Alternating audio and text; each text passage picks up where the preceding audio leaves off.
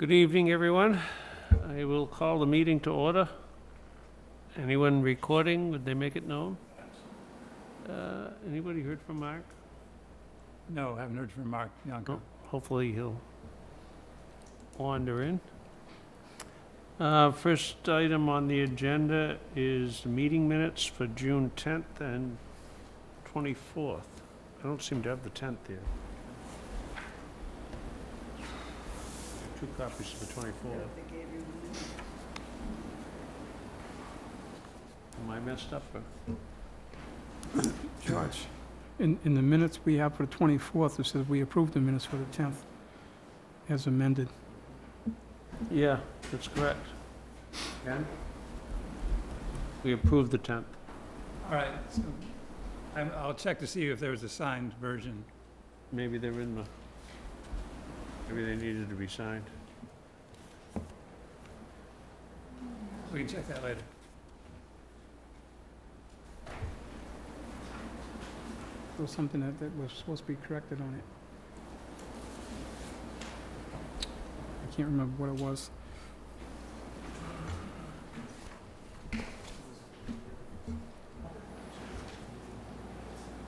I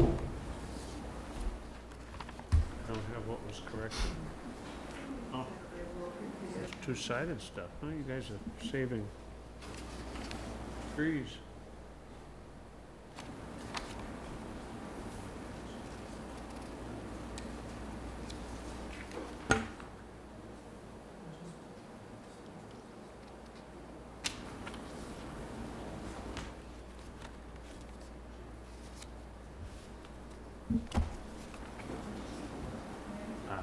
That's no much. We were missing to close the public hearing.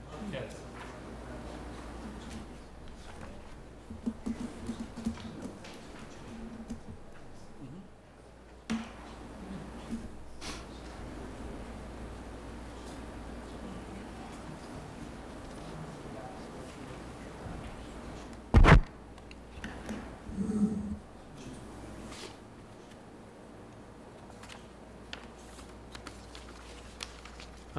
Any action to be taken on the minutes of June 24th? Well, that's May 20th. Entertain a motion to accept the minutes for the 24th June. I would. Any discussion? All in favor? Aye. Opposed? Abstain. One abstentions.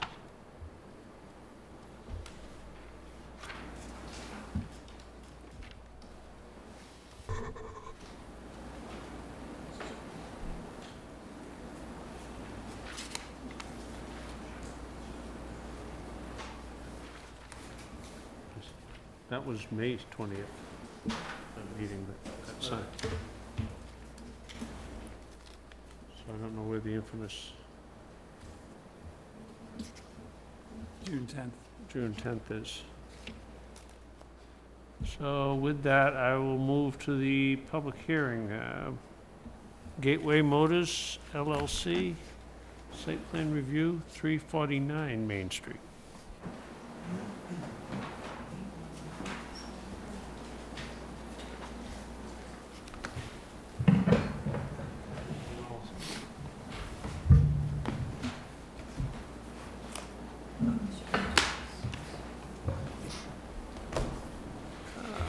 Wareham Planning Board will hold a public hearing on July 8th, 2019 at 7 o'clock, room 320, the Wareham Multi-Service Center, 48 Marion Road, Wareham, to consider petition 19-19 for site plan review, the requirements of Article 9 and Article 15 of the Wareham zoning bylaws, to Gateway Motors of Wareham LLC, care of GAF Engineering, 266 Main Street, Wareham, seeking to redevelop a portion of property to serve as a site for sale of secondhand motor vehicles, located at 379 Main Street, Wareham, Mass.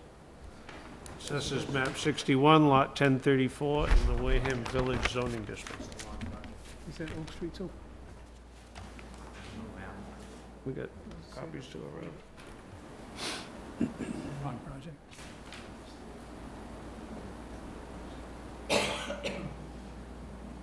That plan set is wrong? Yeah, that plan says not for this project. That was for, That's Oak Street.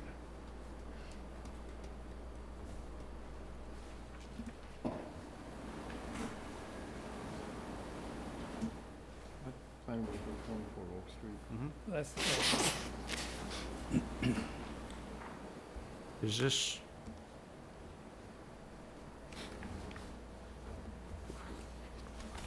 Do we just have one set? that's the engineer that has that with him.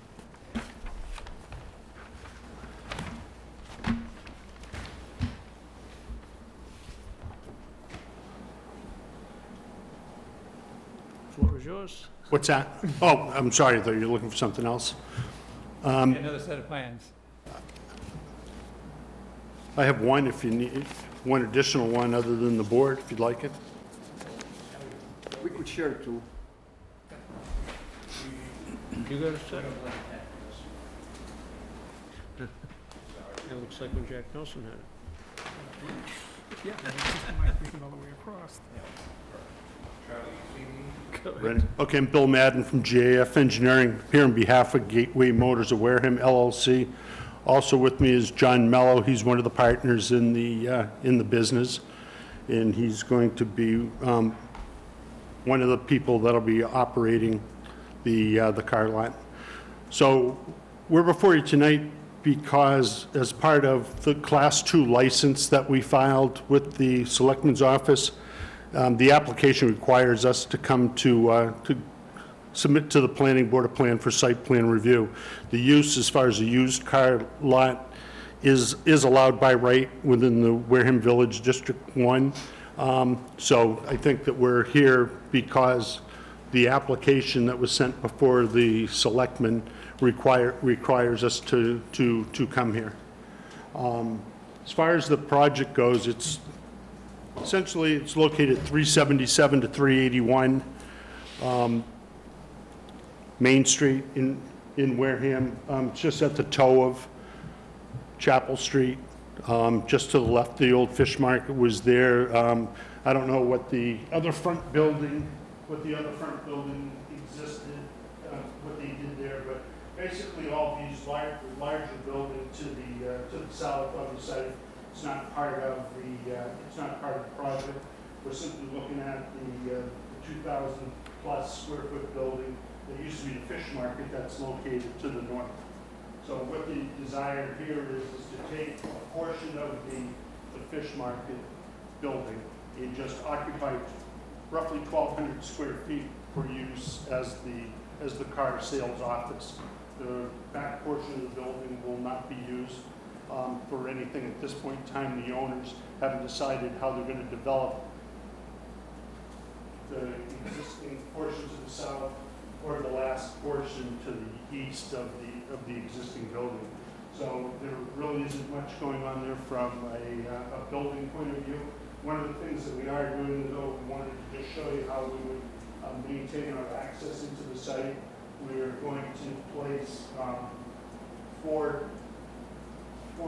parking spaces for customers. That's what would be required by the 1,200 square feet that we're using. It's 300 square feet per one space per 300 square feet. So our 1,200 square feet gives us four customer parking spaces. And we show two additional spaces for employees. Also, what we're showing is one handicap parking space, and in order to make it work properly, we have to do a little bit of grading in the front of the building and construct a handicap accessible ramp for access into the building. So as far as site work goes, that handicap ramp will be constructed and the handicap parking stall will be outlined just in front of it with the necessary signage and paint markings and what have you. We also show a small radius coming into the site from Main Street. Currently, the access to the parking is more to the north on the site. So what we thought we would do is, I think as part of the but the Phase 5 street reconstruction project that we're doing for community development, we may go to them and have them, well, have us include in the design plans, curved entrances into the site. The reason it wasn't done under the original design is because the owner of the property, at the time we were doing that design, when we consulted with him and see where he wanted his curb cuts, he didn't want anything changed over what was there. But we think that in order to start to define access into the site in a little more uniform manner and one that would be suitable for other development on the site, that we should define that access where we have. So we're showing some work there. Whether we do it or whether it's part of the streetscape project, it's a matter of timing. Right now, it does not look like it would be part of the streetscape project.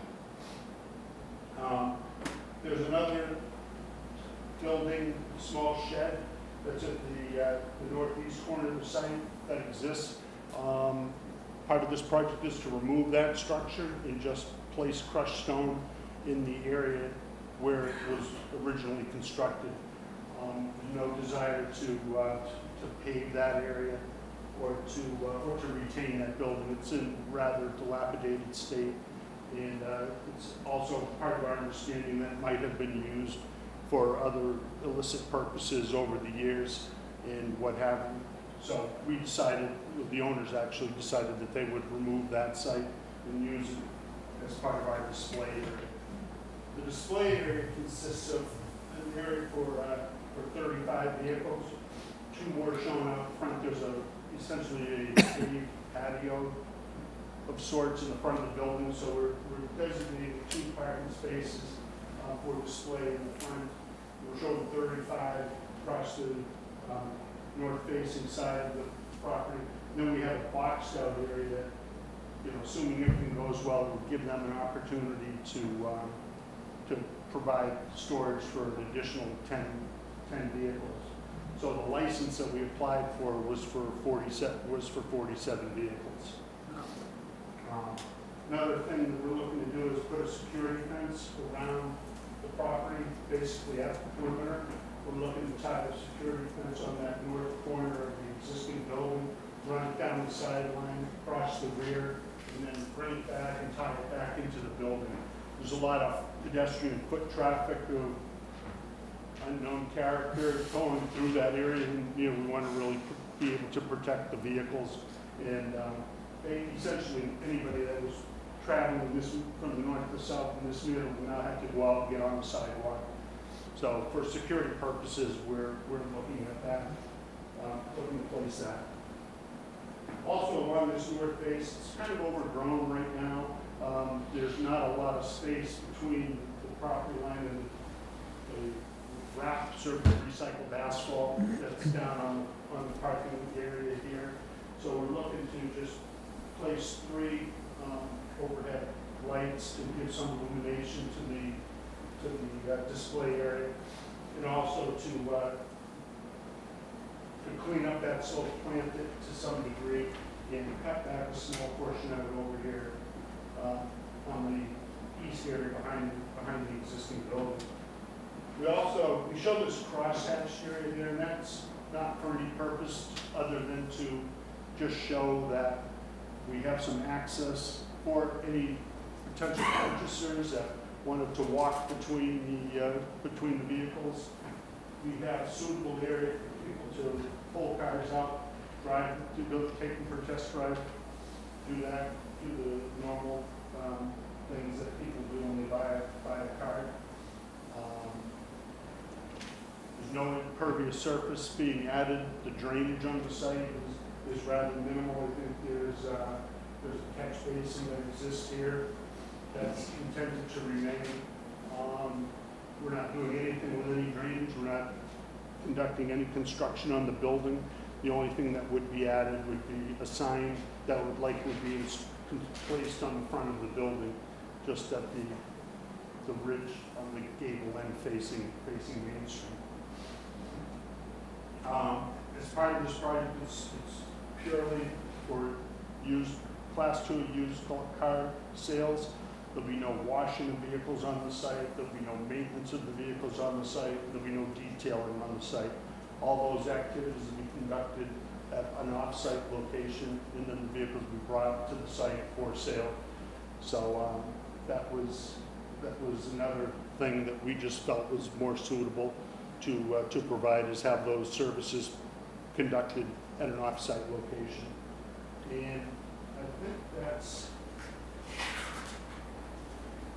pretty much it with respect to the used car lot. The last sheet just shows replacing some erosion control barrier down on the easterly side of the property. The chain fences that we're looking to install, detail, handicap parking spaces detail, as well as the handicap walkway that will go from the handicap parking stall up to the front door of the building. Some vertical granite edging will need to be installed at our curb radiuses coming in, and the overhead light pole on a cement concrete base is shown here in 3 of those. We're showing that as a 20-foot height on the pole.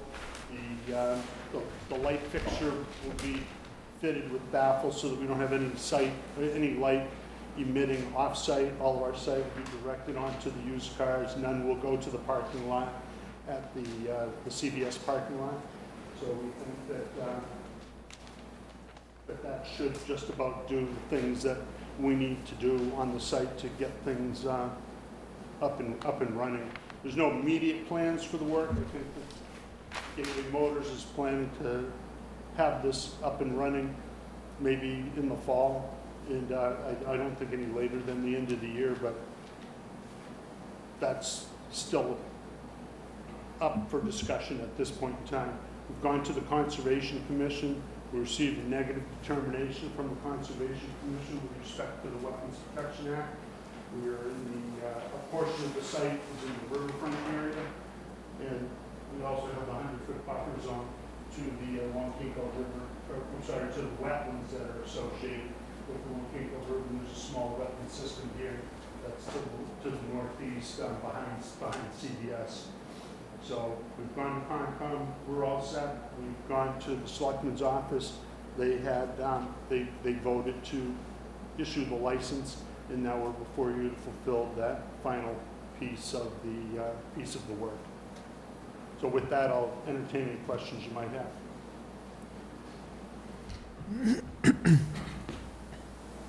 20-foot lights are going to be from your car sales level, not the top of the hill, right? There's quite a grade change there from...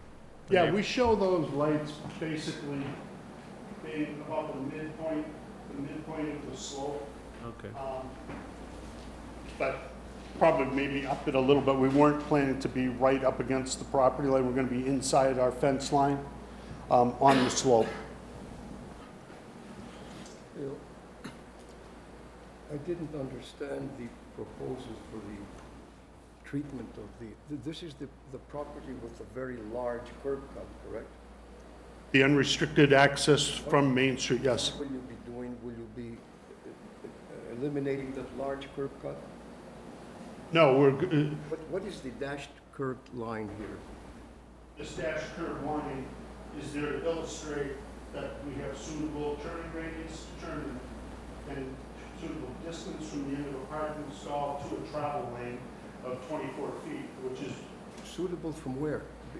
If there's no curb that you can turn from anywhere. My question was, why wouldn't the plan consider placing curb and minimizing the curb cut? I think what we're going to do is when we revisit Phase 5 of the streetscape project, we'll ask these owners the same question we asked the current owner. Would you like the curb to be locked in some fashion? Would you like us to minimize the amount of access points onto your site? So that's how we were planning on handling that. Do we have any say in this matter? To me, this curb cut has been an eyesore. There's no. Will there be any landscaping in this frontage? There's no room for any landscaping. Of course there is. Yeah. We're not proposing any at this time. What are we looking at then? I would think that the project on Main Street in the village, that there has to be some visual improvements included. Absolutely. I mean, this is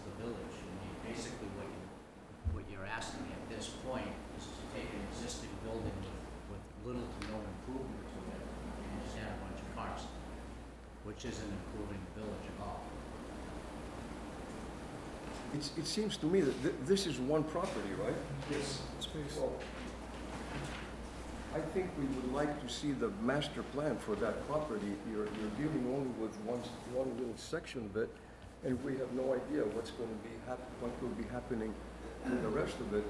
I believe that we ought to know that. Well, we don't have those answers to the question. The business plan hasn't been developed for anything on the property other than this building. And, you know, that's all that I can offer. If we go further down Main Street, we look at all the other buildings that are on Main Street, on the east side, for example, when we start to get past Merchant Street, there's no landscape features on any of those. There's no ability to place any landscape features there. There may be. I don't know where the property line layout is for all of Main Street, but a portion of it is right up to the fronts of the buildings. So it's a different character of land within the center of town. And I don't think, you know, this is a large building. It's probably 14,000 square feet. We don't have, there's no immediate. Who owns it? Gateway Motors LLC They owns the will be property. buying it, and they are before the board getting approval on a portion of the lot, where I think we should know, we should see the whole plan for this. Once again, they have not developed any plans. The owners of the property, the buyers, the future buyer of the property, Gateway Motors LLC, is purchasing the entire property, Right. okay? They know what they want to do over here. They have no idea what they want to do here. They're investigating different opportunities to take advantage of the real estate that they're purchasing. They don't know what they don't know what they're going to put here. You know, the transaction for this real estate deal is contingent upon receipt of site plan approval and the license from the town of Wareham Selectman's office. If we do not achieve that approval process, then, you know, we don't have a project, and I don't think anything gets done at that point. Well, with all due respect, my view on this, Mr. Chairman, is that seeing only part of the site planned, subject to change as conditions might change, but this should be presented as a comprehensive urban plan. And I don't agree that we should only look at a portion of it. I want to see what's happening out here. And what will keep, right now, the property's vacant. So aside from someone spinning around to head the other direction on Main Street, it really, right now with the property vacant, people coming into that unrestricted curb cut are basically just there to spin around and head back in the other direction. With an active business on that property, what's gonna keep a lot of travel going across that curb cut and across that vacant building? You're showing us a travel lane or a proposed travel lane, but based on human nature, they're gonna take the easiest path, which is right across. I mean, even if you didn't have a vision for this half of the property right now, which I can kind of understand, I mean, you're buying a big chunk of land and buildings, wouldn't there be some opportunity for some temporary landscaping of sort, whether it be, you know, large planters or something that just to kind of guide people into the property through what you're saying is going to be the driveway? I suppose there's an option for that. From a marketing point of view, I've known this property to be vacant for years, and it's the most this is subjective, I understand, but it's so unattractive. This piece of black asphalt with trash on it, huge curb cut. Who would want to put a business in there? If that curb is placed there, some pleasant landscaping, then you're starting to make a statement for the whole site to attract a business there. But anyway, Mr. Chairman, from my point, I can't accept this as a partial development of that lot.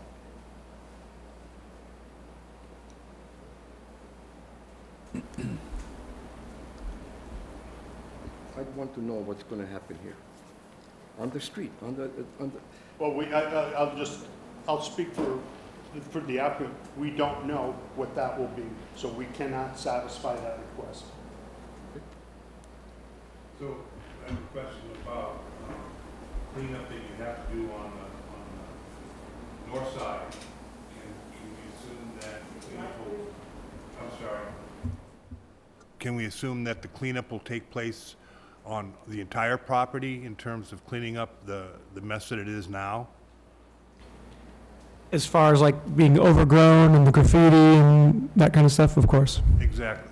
So and your answer was? Of course. Yeah, whatever, you know. I need to just point out one other thing.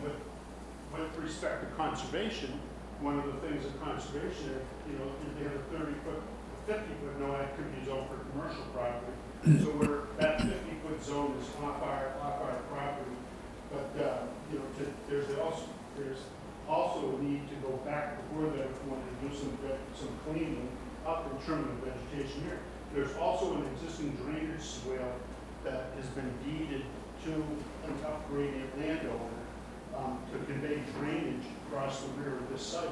And it goes to a swale that runs along the rear of Gateway Motors property. Runs into, I think, another, so then there's a culvert underneath the railroad track that dumps into the Waukegan River. So there's a restriction back here by a deeded drainage easement. The drainage easement didn't have any specifics as far as the width, the footprint, and what have you. It was very vague, in my opinion. Just stated that it is subject to a drainage easement. And what our existing condition shows is that there is a swale that goes across the rear of the property. There is a check dam there, so perhaps as part of stormwater management, they'd be able to get in there and do some cleaning of that swale, some cutting of vegetation.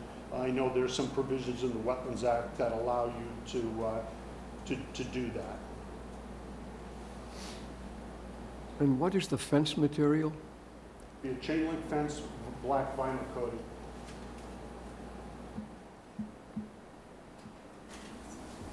Yeah, we allow that in the Wareham Village? No, I would suggest that you ask the owner to consider a different material than chain link.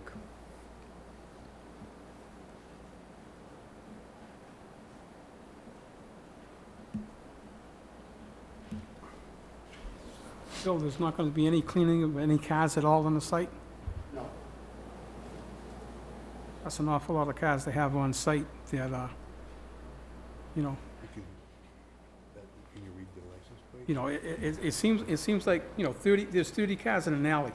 This property in the past it probably had 100 cars on that property at one time. I think the property's heading in the right direction, but I think with this proposal, the way it is here, we're going right back to where it was before. That's an awful lot of vehicles, man, in an alley, basically. It looks like alley motors. With all that open space within big buildings, who knows what's going to be in there? It might be, could be anything. Could be a body shop. It could be, who knows what could be in there. I think it's going to be pretty much what is allowed by zoning, and I don't think a body shop, just by way of example, I don't believe a body shop is allowed in Wareham Village 1 zoning district. And I question whether or not even, I guess automotive service may be allowed within there, so perhaps that is all-inclusive, so I may have misspoke on that one. Without the zoning in front of me, You're correct. I am correct? Yeah. I think one of the considerations, or a couple of considerations that the board should have is that there's not a significant commitment towards structure or use of the site. Although there are a lot of cars shown on the plan, there's not a lot of building going on. And I think when you think about what the opportunity is to try to get some activity, maybe get some uses, some renting uses out of those buildings, and get something going on in the rest of those. You start to make it happen, but you're not making a significant commitment towards the use of the site by allowing them to park used cars on the site. What's gonna happen, you said you're only gonna use part of the front building, the old, The old fish market. fish market? So what's gonna happen in the rest of it? It's just gonna be vacant? For the time being, I mean, it might be, it might be a situation where 1,200 feet does get leased out to somebody. Perhaps it's a realtor, a small realtor office. I don't know, someone that just needs a place to hang their hat and have an address and a phone number. You know, 1,200 square feet isn't much, but it does provide an office for somebody could be a lawyer, could be an accountant, could be some small businessman, just to say, looking to move out of the basement of their home or the last bedroom that they're using as an in-home office. So I think there's a lot I'm sorry, Bill, how many square feet is that front building now total? like 2,400 total, And you're only using half of it? 1,200. Okay. So if I can just make a comment, I'm pleased to see that the general look from the street is not that impacted as much as you would think with a standard automobile for sale enterprise, where the cars are behind the building, you're only showing two on display at the street level. I'm pleased to see that something's going on there. So, Emmanuel, I certainly understand. I desperately want to know what's going to happen over there. But I think it's an opportunity that, to get activity in our village it's a good thing. I would like to express my view that any developer or any individual who wishes to do something on the streetscape of the city, the main street, has an obligation to improve the streetscape also, not only satisfy their specific program. Here we have what I consider a very ugly situation. Driving down Main Street is no pleasure in terms of aesthetics, Couldn't agree more. right? And our role, I believe, is to help the proponent achieve his goal, but in return, let's get something from them for the For the town. for the town. Make it more attractive. That site has been, who in the world would want to move into that site, ugly as it is? Whereas a little landscaping,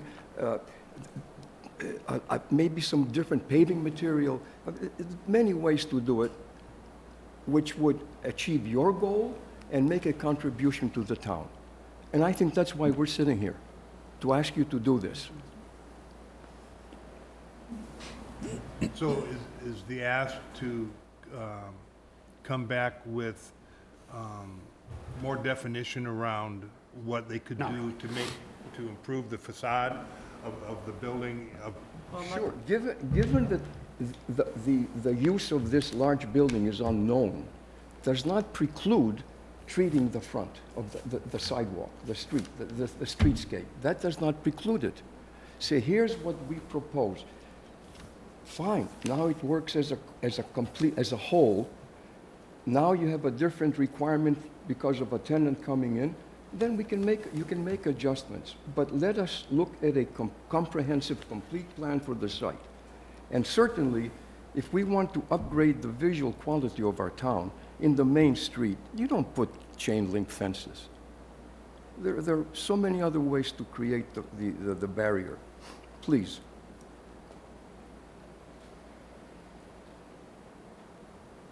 So I would, fair to say that I think a little more where you don't know what you're gonna do with the rest of the site, just breaking up the facade. The buildings have all been redone. The buildings have all been redone. I think we can agree they look nice, the job was done well. They just need a little more Definition. landscaping or a little more street appeal. The street, yeah. Well, it needs a When I more- walk by there on the sidewalk, I don't want to be looking at the blacktop and that. This is Main Street. This is not someplace outside. This is Main Street.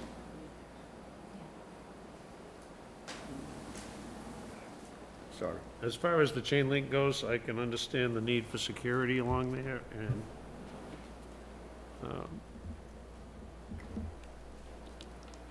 and I don't know how you provide that with another material, frankly. You know, PVC fences are easily violated. Poor people gonna be walking on the railroad tracks now, they're gonna get hit. I mean, the side of this building has already been tagged. It's spray painted by somebody else, so let's put up another surface that can be used for that type of use. I mean, Well, that's there's what- been that's that, what and goes on. I mean, there's been snow removal issues that cause damage, so, you know, there's things you gotta take into consideration, so. But I mean, we're here for site plan review, and site plan review is a process where the planning board goes through and ensures that all the permits that we need to apply for have been applied for, and the work that we're doing is consistent with the zoning bylaw of the town. And I think that we maintain that we have complied with it. It's not, I mean, it's not a permit that's issued from the planning board, it's a review process.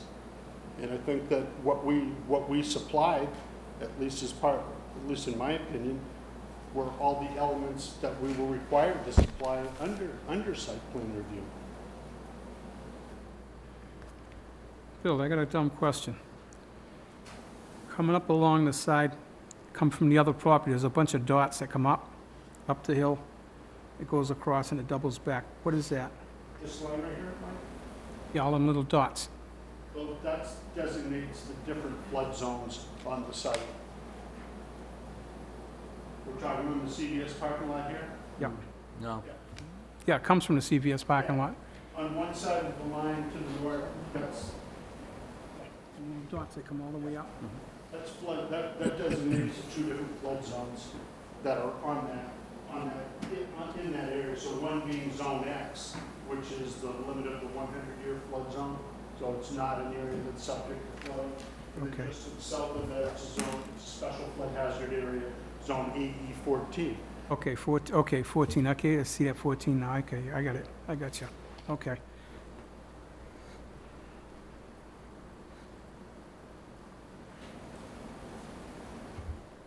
Geez, maybe they can sell fish in that building again, that was a nice fish market. It was in the day. Yeah. Emmanuel, to your question about fences in the bylaw, under section 1052, I was looking for it, and I couldn't find it, thank you. it's right, 1052.4, which where it says fences, berms, and other structural features may also be used to provide an adequate buffer 14 feet between the from land there down to uses. there. What's So that? it says it may CVS be parking used. lot. What top of the section, hill. I'm sorry? 14 1052. feet, it drops down that much? Mm-hmm. Well, from here it 5 drops quite a feet bit, from yeah. here to here.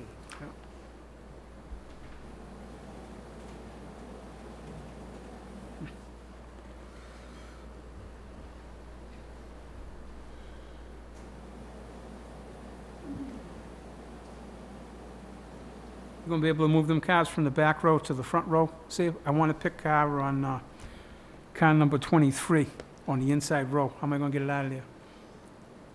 I want to take it for a test We're ride. gonna move one of these vehicles out of the way into this open space here. There's plenty of vehicle circulation area here. We'll back that or drive that vehicle out, let the person take it for a test drive and maneuver in this large area here.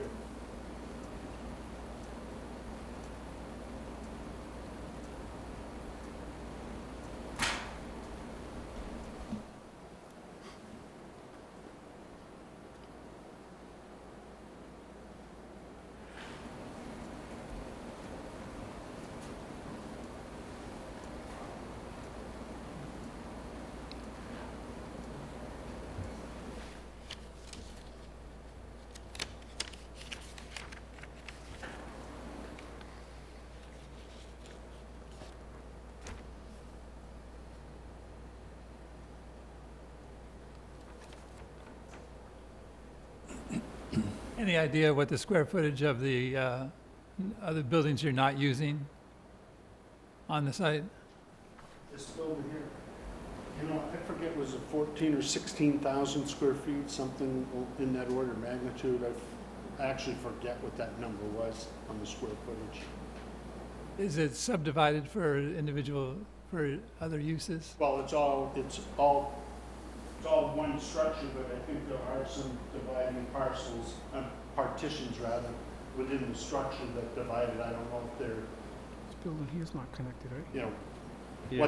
what the interior Yeah. layout is Yeah. inside there. I have not been There's in a those little alley buildings there. in some Yeah. time. The largest building is not divided. It's one big open span. Yeah, I think though that. There's a division there, wall here, and then yeah. there's a second division There's a wall here. just below where you lined across. Because the gas station was There's only one here there, before. there's one right there. Yeah. This was the original gas station. And then this was the office and all that shit. Phone company was here. Under our parking requirements, 15,000 square feet would require approximately 50 cars, parking spaces available. Do you believe there are 50 parking spaces available on the site?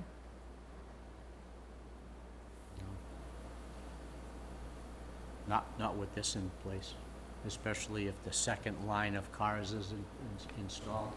There's definitely not room for 50 cars. Yeah, I haven't laid them out, so I couldn't speak to that. Unless you were allowed to use just behind the largest building where the gravel area is. Yep, yep. If you parked in that gravel area, you could have parking for 50. But if you didn't use that spot, you wouldn't have the room.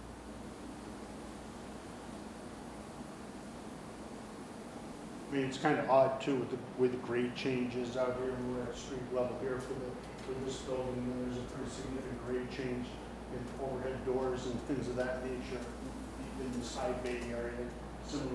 In a similar fashion at this more remote piece as well.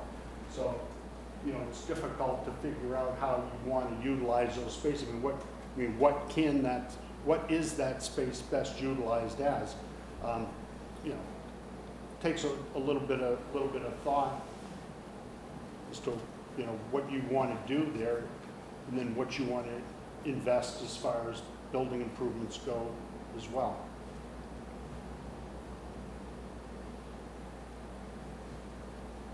I have a question for the board, though, real quick on your comment.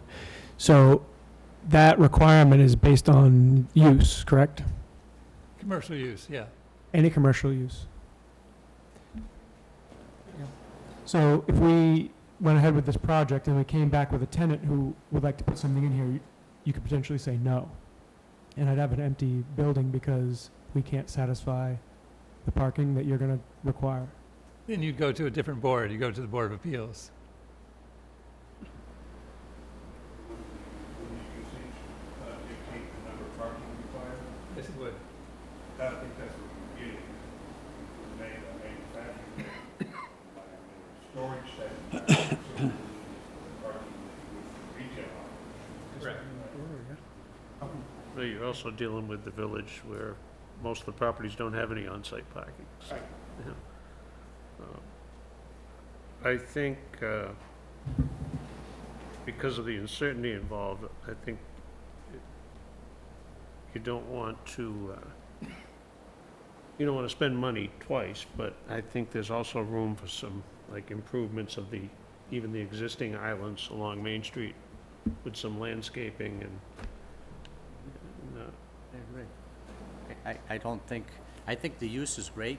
I think the fact that it's laid out the way it is good, because it does minimize the amount of visual impact driving down Main Street. You're not gonna see automobile row out there. But I honestly don't think it's a lot to ask to be a good partner with the town and commit to some landscaping, to beautify the property. I feel that's a pretty small request, considering. Bill, would it be too much to ask to have you and your client come back with a more detailed plan on what you're going to do and what it's going to look like from the street, from what that facade will look like, what your landscaping plan will look like, what the front of the buildings will look like, what the cleanup plan will look like, what the maybe do some more research and come up with some alternative plans on the curb cut-ins? I'm looking at the diagram. I mean, it's a vegetation cleanup mess, disaster right now. And I mean, that goes a long way to make it look better. taking down the temporary wooden fences in front of your building and whatnot, and getting the for sale signs out, we're gonna go a long way. But, what I'm hearing is that, and I think there's a valid point, that show me how you're gonna make it look. Show me how you're gonna invest in your property and be part of the Wareham Village community, and what you're gonna do to make it better. So, I don't think that's too much of an ask, to your point.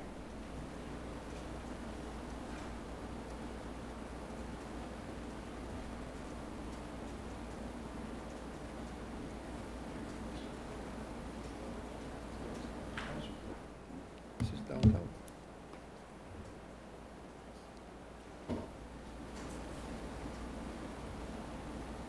How about on the side of the building, between there and CVS? Get a little wedge of land in there. Maybe you can stick a little shrubs or something in there. Dress it up a little bit. We're not looking, I don't think we're asking for it to be No. some $100,000 landscape project. It just needs to be presentable. I mean, it is downtown. Just because other properties don't have landscaping, that doesn't mean we need to continue that practice.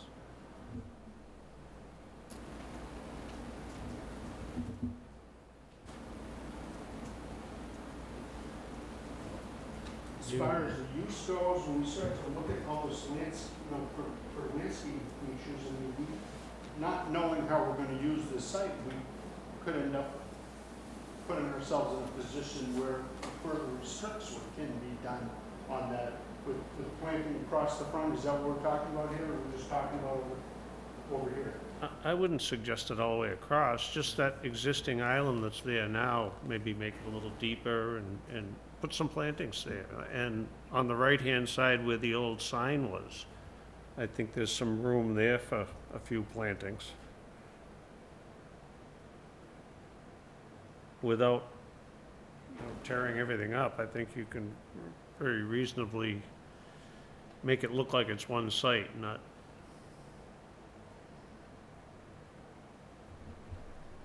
Is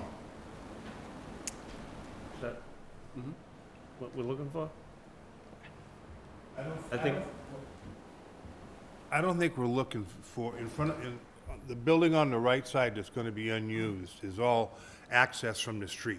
There's a smaller area for landscape opportunities right about the middle of the lot. Right. That could be, that right now is 4-foot-high weeds and needs to be cleaned up. And then there's all the opportunities for landscaping right in front of the building that you want to use, to clean them up and make it look right. And obviously, it's going to have to be low profile. That's going to be one of your display points for 2 automobiles. But then in looking at the large landscaping area, just to the left of the right-hand building, kind of with the L-shaped part that kind of, as you pull into your spot, it's right there on the right. It's all weeds. There's a chain link fence there coming off the building you're not going to use. It just needs to be cleaned and landscape following the guidelines in the zoning bylaws. It's not a big deal. Yeah, I say, it's not a big project. I'm sorry, Mike? It's not a big project. I don't think it is either. Talking about right here. That hillside's a mess. That could easily be transformed with minimal amount of investment. It's the scale area. It used to be the scale. I'm not familiar. He's dating himself.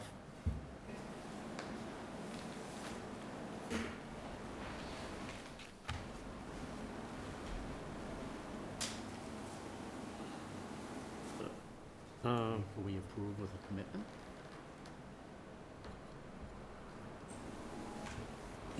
Be unusual without.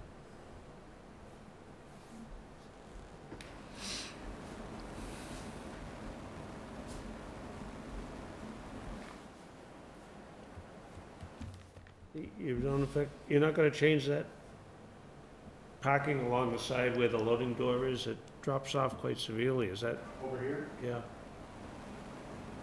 think there's a 5-foot change between the front of the building and the back. Yeah, we're 5 feet off the front, we're 5 feet off the building with the parking. Mhm. We do know there is a gradient there, that's what we're changing it up in here to get the proper slope of the sidewalk and the parking space up here. But yeah, it's on existing grade. Not much you can do without just pushing it down, making it worse, right? No, and that's why we selected the 2 employee parking spaces there and more, let's call them the steeper slope parking spaces as opposed to the flatter areas for the customer.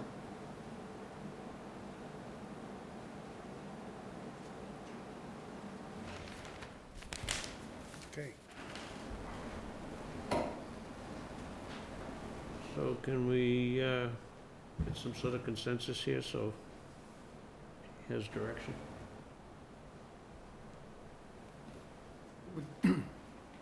What would help us is if we could see a landscape plan, from a designer, even though it's a small portion, because it's very difficult to do it orally.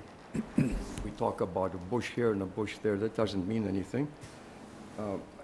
I have no reason and no desire to deny the project.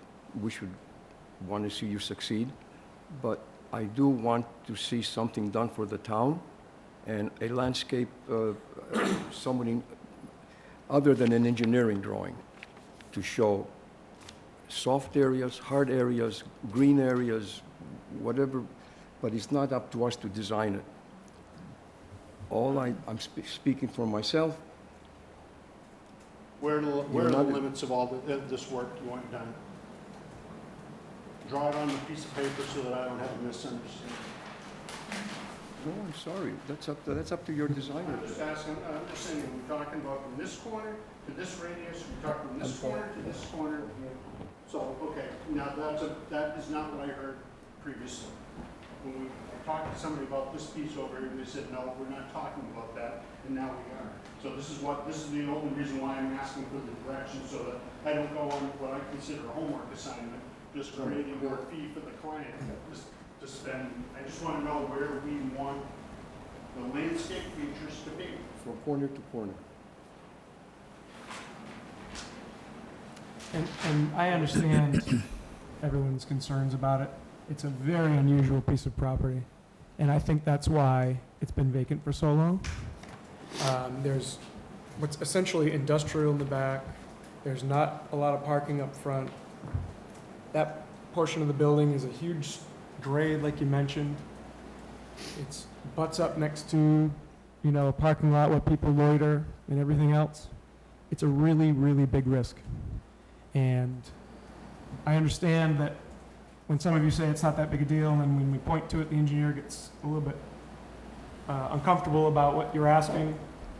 And it's making me a little bit uncomfortable about moving forward, to be perfectly honest. And I totally understand what your role is here.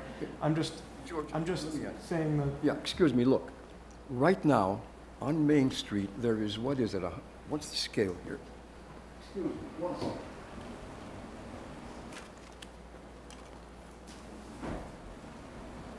Inch equals 20.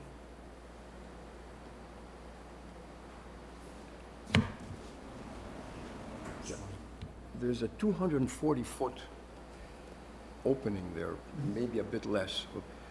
So we're asking, yes, you don't know who the owner will be or who the user will be ultimately, but if that curb cut is left there, you're suggesting that parking will be taking place there, right in front. Right off Main Street, there will be car after car after car coming in and backing out, coming in and onto Main Street. So planning-wise, I do not believe that this is the appropriate place to provide for off-street parking, okay? So you need to control it. I don't think, as the gentlemen have said, it's a big deal, but you just need to consider how this frontage will be used. At the moment, the way the curb cut is so wide, sorry, it's close to 200 feet. It suggests, we'll put a store here and we'll park cars off Main Street. We don't want that. Without knowing the scale, I've been there a few times and haven't measured that portion of it. Is there room to put a curb that people can't pull into and room to put parking in front of there so that you have the radius to pull cars out? I think that there isn't, actually. I bet you that's why it's there to begin with. There is not. You need at least 44 feet to have a driveway, a two-way drive aisle and parking. So you need a minimum of 44 feet. And then you'd like to hold that 44 feet at least 5 feet back away from the front of the building. So you need a depth of something in the order of magnitude of 50 feet in order to provide parking there. And you only have 40 from the building to the curb, to the street edge. You only have 40 feet. So the existing condition suggests huge curb cut, huge driveway essentially, 40 feet wide, which suggests driving, so. And then, So driving- and then you're asking me to just do something temporarily till we know what's going on there, but if I put a curb there, that's not less inviting for a tenant. I mean, it's not more inviting for a tenant, that's much less inviting for a tenant because there's no parking there anymore. Well, I was not looking for a curb. I understand you're trying to attract people to that site for other uses.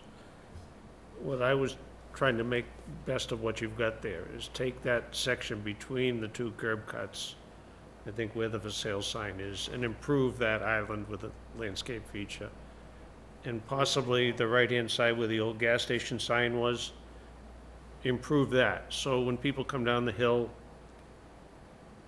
they get a better presentation than what they're, the buildings have all been redone, they look nice, it just needs a little finesse in the front.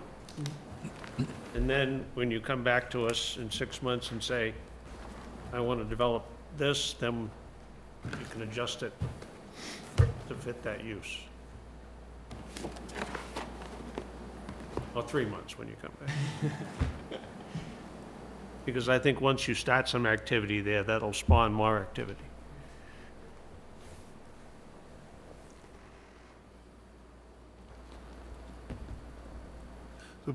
I don't- Bill, what did you, when you spoke with Emmanuel, what did you hear? In terms of the ask on the map, on the drawing? Corner to corner, across the entire frontage of the parcel. I don't think it needs to be across the entire front. I think if you're looking at the property, on the right-hand side of the property where the buildings are that you're not gonna do anything with right now, there's vegetation and overgrowth and whatnot there. Then you've got the island where the sign is. Then you've got the hill where the old scale was. Then you've got in front of your building that you're gonna, if you did those areas, clean them up and made them presentable, I think that would be a great step forward. So, that, when you do come back, like George said, you've already demonstrated a willingness to work with the town to be a good partner. Right now, what we're dealing with is just you want something.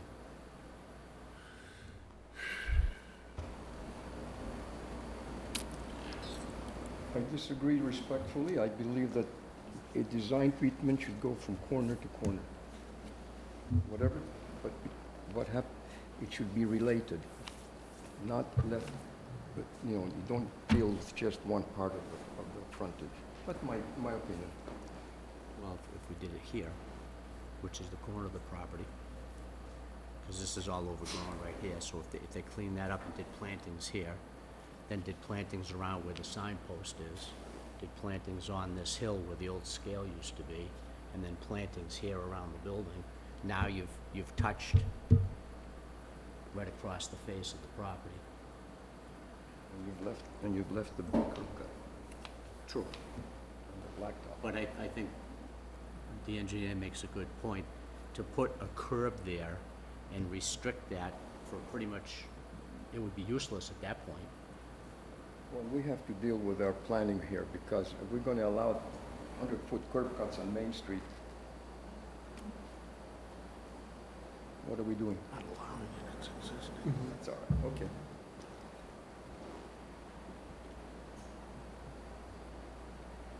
Will the front of this property be treated similar to the way the rest of Main Street is with the little dips with the parking? Is that what you were referring to with the Phase 5 of the? No, there's not going to be any bump outs in Phase 5. Phase 5 is really sidewalks, band and some landscaping, lights, signage, and things of that nature. There were not any bump outs on Okay. Phase 5. Well, then less the bump outs then. The Phase 5 is still gonna have some sort of effect on the frontage of this, Yes. so we'd end up with that anyway. Well, I mean, that's what I was referring to when we went to all the property owners that had wide open, unrestricted access onto Main Street when we were designing the Phase 5 portion. We asked each one of them, you know, what they would like to have for curb cuts. You know, we went down Main Street, you know, where the old 80 Makepeace Screen House is, for example, the old parking, the dirt parking lot on Main Street that's right across the street from the church. And there's a couple of other places down there. I mean, we went to all those people to discuss with them access onto their property and what they would like to see. In this instance, the owner was not interested in having that curb cut narrowed up at all. So that's why nothing really was done there, other than doing the handicap accessible crosswalks and the sidewalk going down on the east side of Main Street, headed northerly, headed to the north.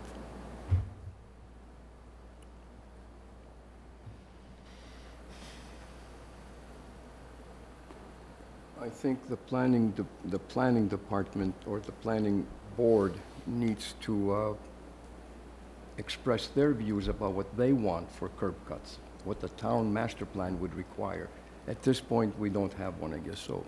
But it's a problem. We have no guidelines. So just so I understand the process, when the Phase 5 decisions are made, you guys are involved in that, I suppose? No, we don't. Oh, no, okay. But could it be dictated to us that that gets closed off? Because it's what's best for the town? Because it's not what's best for the owner. I don't, this is the first I've heard that the abutters are consulted to the streetscape, because I don't know that that's happened in the past. Obviously, we wouldn't have 27 bump outs if they were consulted. There weren't that many. But in any event, we did, what we did recognize is that was an unrestricted access for that distance. And we thought it would be wise to discuss with a couple of the owners how they might want to narrow those things up. If there was any desire.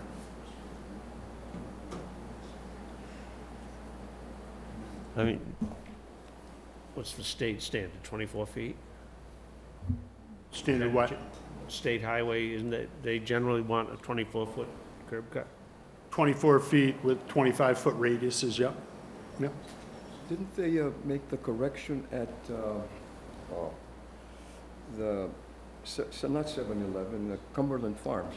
That used to be a large curb cut, and they've cut it down to an entry, the driveway. Now you went, that has improved that situation a lot. Down there at Cumbies, down the south end of Main Street? Yeah. That used to be a huge curb cut Right. also. Now it's a driveway, it's an entry, which makes more sense. Urban planning wise, again, I'm talking It's about the damaged a street. lot of cars. Pardon? No.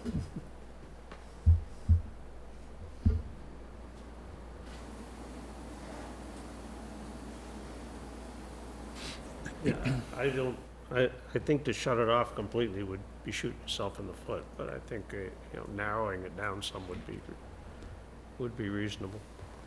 Oh, it doesn't have to be completely cut off, no, just narrowed. Well, I think they get the impression you wanted it completely cut off. This is why orally, this is a bad process to do it orally. And except from, at least from my view, that currently, the streetscape is not good. It's not attractive, and it's not consistent with an improved town. And so what do? You look at what you have and how it can be made better. You narrow the curb cuts, you still allow for some access, but unfortunately, the condition here is, it's telling us that there will be cars going in and backing out onto Main Street. That is not good. So find a solution that limits this in and out, drive, again, I'm not, don't want to design it for you, but it can be done. It doesn't have to be completely shut off, but adequately placed entry and exit points. And yes, you're going to limit the amount of parking, because I don't think, are we going to continue to allow cars It is 24 feet. and yeah. huge curb cuts on Main Street to back in and out? To me, it's just anti-planning. Where else do you think that would happen? I think we have to look along Main Street and decide where that is really an issue. So that's why we put the ball back in your court to try to respond to these concerns. Because we do want to support the project.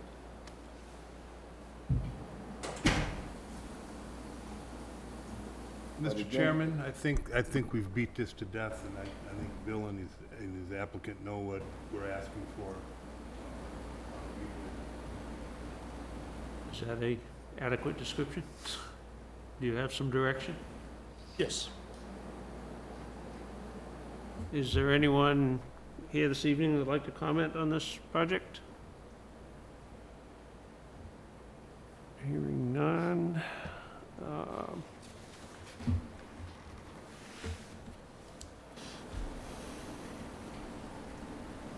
22nd work for you guys? July 22nd? That's the next meeting. Not, it won't work for me. Is that, you under any time restrictions? No. We need to discuss it anyway. I know, mean, it's too short of an order. Just a month. 2 meetings. I mean, if they're meeting every 2 weeks. I can't really say right now. We I can- mean, we we can need do- to we can- discuss the whole thing. We can always continue again. So if you don't want to say the 22nd, and then we can adjourn. We'll continue to the 22nd, and if we can't get things together, they have to do some discussions, we have to do the work. I don't know who's on vacation in the next couple of weeks, but that's 2 weeks from tonight, the 22nd, right? Yes. And if we can't make it, I'll just call, we'll continue for another. Sounds Is good. that fair? Sounds good. Entertain a motion to continue to September 22nd? September? September? July. July, sorry, Bill.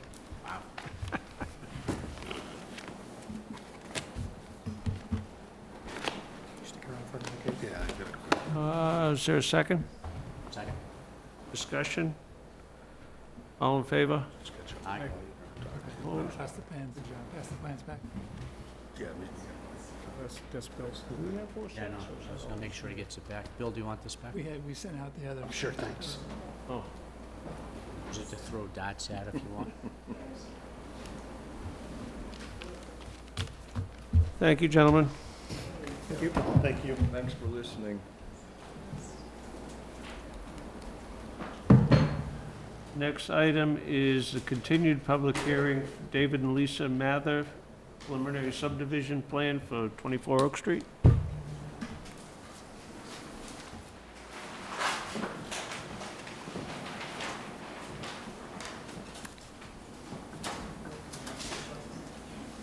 Oh, hey, Bill, can I have that plan? Yeah. Enough? Yeah, we can check. Not enough room for both of us to open it anyway.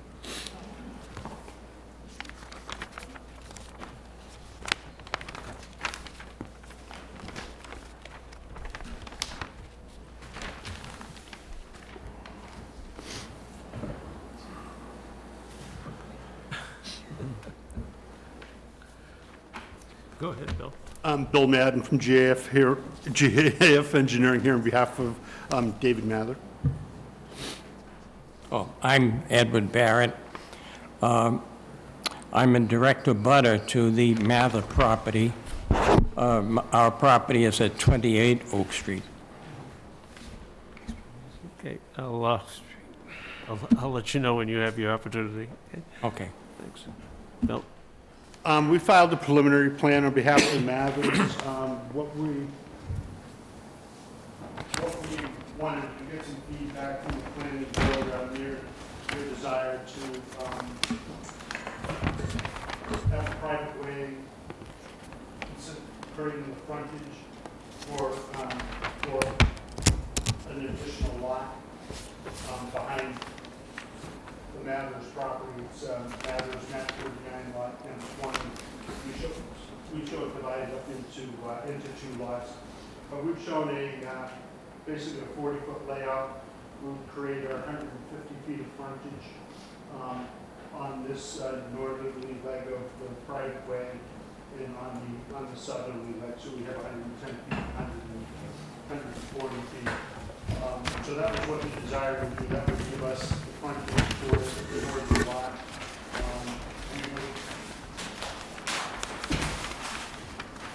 We'd be looking to cut the profile, cut the grade to create a driveway, well, a roadway length of 250 feet at about 8%, and about an 8% slope. This plan up above, the roadway plan above, just gives you an indication what the grading could look like. Once again, it's a preliminary plan, not a definitive plan. And as part of this, we would be seeking, quite a few waivers. Actually, all the waivers for roadway construction.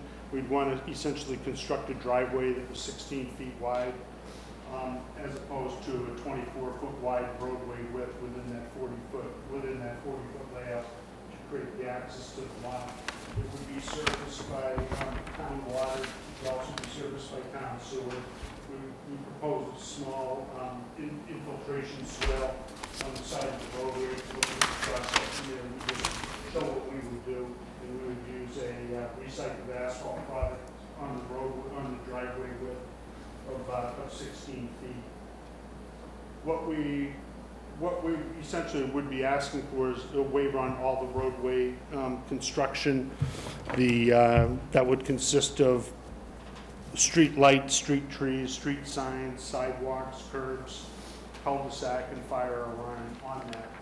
It has been done in a number of instances in the town over the years, but we also recognize that each project has its own merits and whatnot, and we just want to get a feel for how the planning board interprets what we'd like to do and whether we have a reasonable discussion and whether we're able to move forward with a definitive plan to create the roadway. But essentially, that's what we're looking to do, is really just create a driveway for a single lot through the creation of the layout, 40-foot layout, with 150 feet of frontage. We'd have 30,000, excess of 30,000 square feet for that rear lot, and that's pretty much it on that. There's a couple of other jobs that were done in the town over the years. I don't know, 2005, 2008. We had one on Hathaway Road, you might remember, that we did many years ago, but I think that ended up being constructively approved due to the lack of a filing of the decision with the clerk or something along those lines. I just forget what the details were on that. But that's what we're essentially looking to do, is waive all the roadway construction, create the frontage through the layout, waive the roadway construction, and create one lot. Can I read that, can I say that back to you? Create a private way. Yep. That provides you the 150-foot frontage to lot B. Yes. And waive the road requirements and put a driveway in instead. Yeah, well, or the roadway, the private roadway, that would be 16 feet in width. So then it would function effectively as a driveway. Correct. Where is the entrance for map 39? I'm sorry, lot 28, the driveway entrance?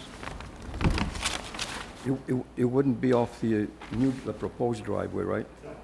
It's off, okay. His access is Okay. U-shaped off of. So that's just a driveway for the new lot? Correct.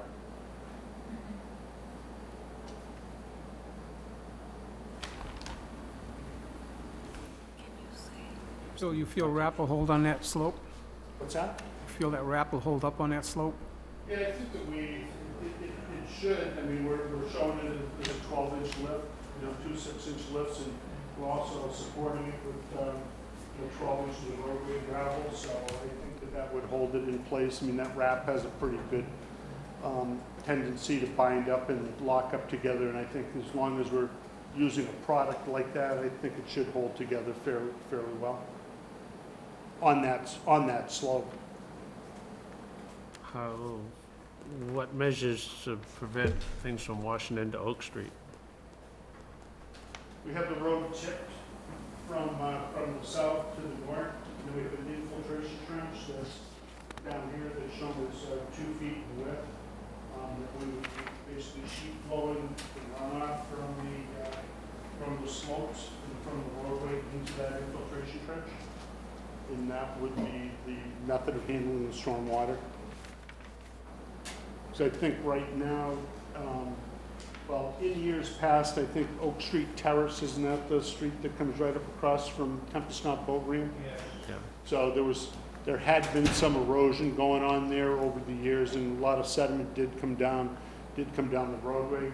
But I think that we showed these 2-to-1 slopes, that they're properly seeded and treated with an erosion control blanket and planted at the proper time of the year. We think those soils will be stabilized relatively quickly and be able to be retained. I think a few other areas in town that have some reasonably steep slopes on the shoulders of the road.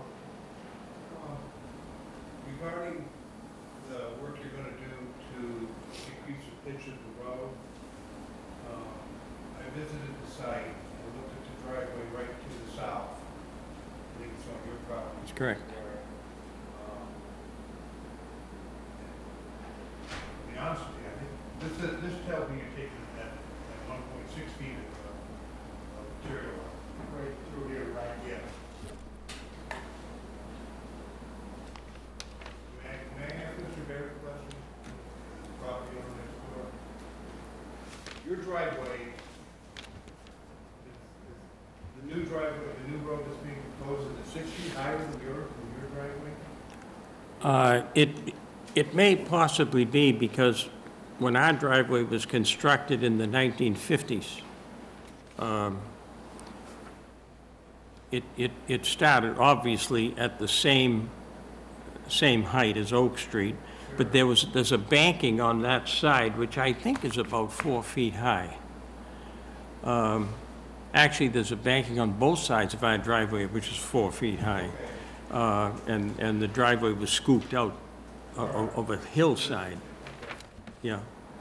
His address is 28? To what you did on your driveway? Except that the street itself is higher in front of the Mather property than it is in front of our property, and slopes downward. So it may be that it's not quite as much as you think, yeah. I think that would be a reasonable. Yeah. And just in the interest of disclosure, we are not related. Bill, would you mind, flip the plan, and would you mind outlining with your finger Mr. Barrett's description of events here? So 28 is there, that's 28, okay. And his driveway is, where is their driveway that he's concerned about? I don't have his driveway located on. But just show me where it is. I believe he's saying it's over here, but I thought it was further down. I'm not exactly certain where it is. It runs, your right-of-way runs almost at the property line, and our driveway at street level is probably only about 4 feet away from the, From this corner. yes. And as our driveway extends up the hill, keeping in mind that this was constructed in the 1950s, it comes very close to your driveway on the lot line. Our driveway is right at the edge of your lot line there. And that's one of the problems I'm going to address.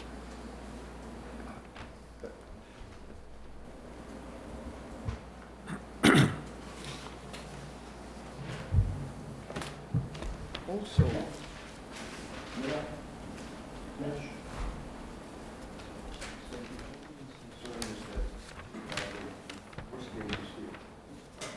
That's correct.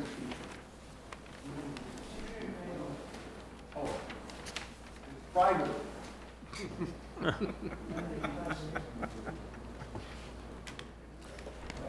To address your concern on that, the actual 16-foot driveway is proposed away from your property, I would say Yeah, it isn't necessary. feet or more, roughly? Doesn't match. Yeah, Where the driveway would start. yeah.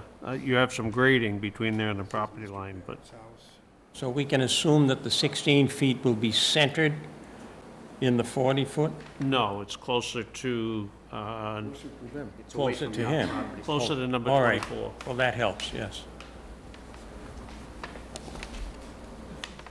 The engineer's got to approve it, but Yeah, no, and I that mean, works. I think that Manuel was saying that, you know, is there an opportunity to hold it a little closer, a little further away, move it even further to the north? And I think that we probably split the difference on the grading down there, and I think that we could push it over a little bit, but you can see that grading, there's only about 5 feet of grading. And right now, we do extend our grading onto the main house line. So we're pretty tight there. I think that we may be able to put it over there, but we did hold it as much as we felt reasonably necessary to the north side, so it wouldn't be in the middle, it would be pushed to the north. That's helpful. Bill, also the contours,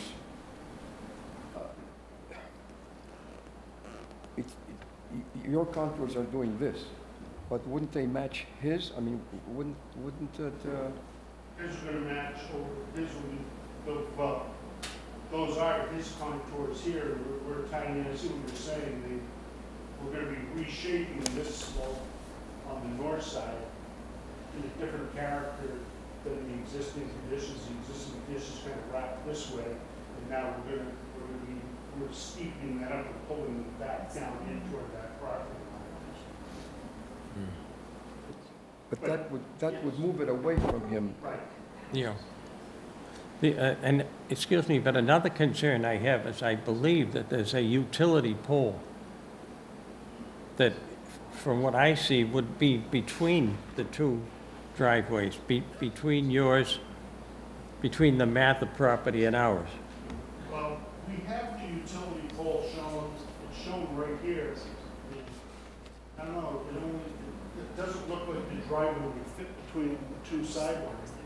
This Yeah, sidewalk here and the utility pole, it only looks to be 3 or 4 feet yeah, from you, the property line. yeah, Because yeah, your driveway starts on the south side that's correct. where the utility pole.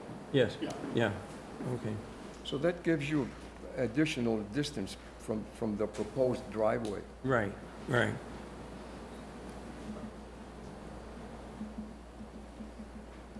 It's reasonable. I think it's reasonable. Sure, yeah, he should be. No? Just one out.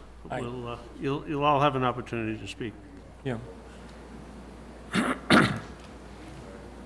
have two issues there, that's one of them. Oh, wait. Will there be enough space? Hmm? Will there be enough space between them? Yeah, they will, yeah, this helps because they're gonna move it a little bit toward their house. And you'd be looking for waiving all Construction? I mean, pretty much Specifications. I think that's a accurate representation, pretty much all the subdivision roadway construction criteria.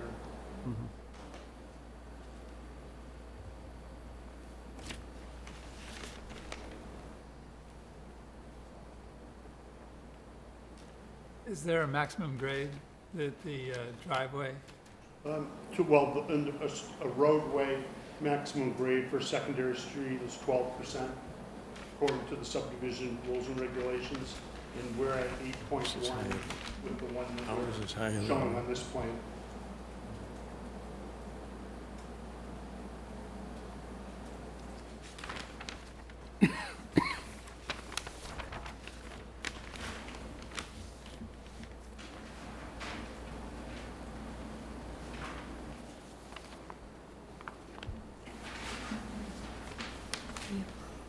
Cars were coming at the same time in the We driveway. need to discuss that yet. I would suggest that what could be helpful in the deliberation on the definitive subdivision is a cross-section showing the location of the existing driveway on Mr. Barrett's property in relationship to and the grades of the proposed driveway. That would be helpful, yes.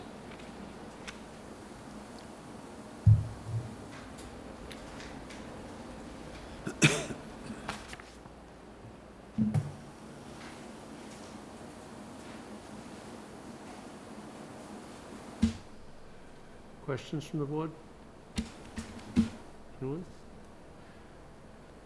Would you like to, I'm sorry. There were several conversations going on. Did you talk about within the 40-foot way where exactly the 16-foot driveway would be and what the space would be between the south side of the driveway and the property line? Yeah, we're gonna hold it as to the north as much as we can to accommodate the grade and maintain the 2-to-1 slope that we're gonna have to cut. So we are holding it to the north, and we're respecting more of the area to the south. Could it be as much as 24 feet off the line? The edge of the driveway looks to be, that it will not be 20 feet off the line. So 40-foot way minus 16 is 24. That's where I was coming at. That's 24, but you split that to 2 sides, so it'd be 12 a side. Yeah. So it might be 16 on one side and 8 feet on the other. Fine. I'm sorry, I figured you talked about that, but I was doing So it isn't going to be perfectly centered in the proposed layout. the cheat to the north. We're going to push it to the north as much as we can. But if Mr. Barrett's driveway is to the south of that utility pole, right? And if the utility pole is correctly shown, which I'm sure it is, then from driveway to driveway, you could potentially have 25 feet from edge to edge. Driveway to driveway. From edge of driveway to edge of driveway. And if we show his driveway on our plan, then I think that it will tell us exactly what it would be.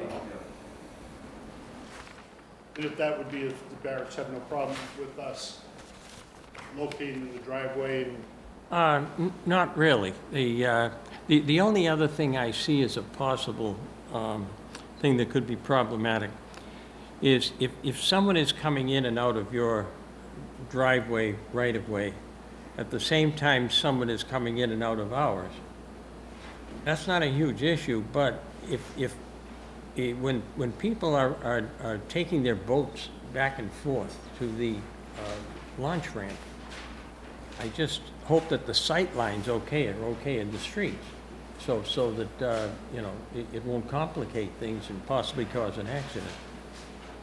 I mean, Oak Street gives the appearance of being narrow anyway, and then with people parked on the cottages on the, what's called the west side, and even people parking their boats on the east side, Yeah. narrow gives a feeling that's a little bit tighter, that people do have to yield to the traffic driving up and down Oak Street, but I Yeah. think that that point is well taken. I think that additionally, we will show what the sight distance would be looking Okay. down and up Oak Okay, that would be Street, good. so that everybody has a, we know going north what it looks like for a couple hundred feet, but we don't show too much to Yeah. the south, so we can show that as well. Okay. Can I Yeah. make one other point? just one question. Yes. You had submitted a letter to us thinking that you weren't going to be available this evening. Would you like to cover the? I submitted it just in case I might not be Mhm. available. but- Anyway, would you like to cover the points yourself, or would you like this read into the record? I probably don't have to read the whole thing, but let me just let me just paraphrase the 2 points I was making, and I'll put them in my words, all right? Some of which is covered here, all right? It says, "On Oak Street, there will be 2 nearly adjacent driveway entrances, which could be hazardous if 2 vehicles are attempting to enter or exit both driveways at approximately the same time, with either of the vehicles blocking the other's sight lines of the road. And it becomes a more serious situation in the summer when the boat trailer traffic is very heavy down to the Tempest Knob launch ramp." But I think the fact that you're going to show that and the sight lines, and you would probably be able to see if a problem exists there or not. Yes. Okay? Yeah, okay. So I think we've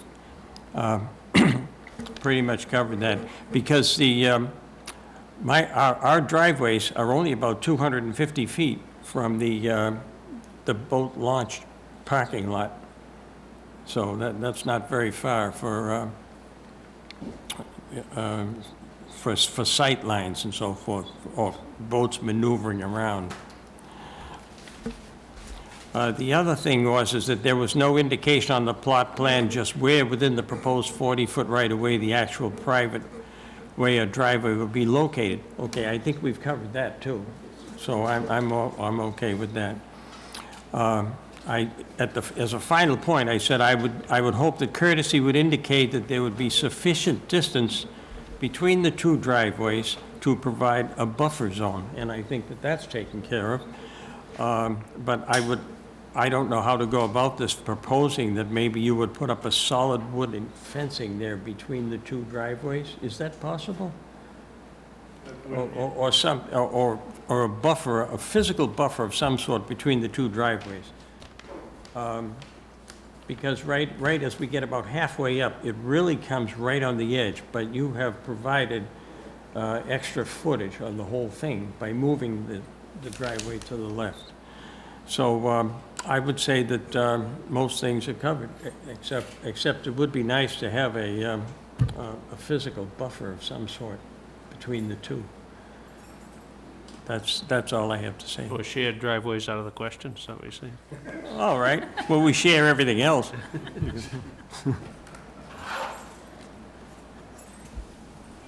Is there anyone else wish to speak? Just come forward and identify yourself, please. Yes, I'm Judy Weatherby. I live at 59 Oak Street.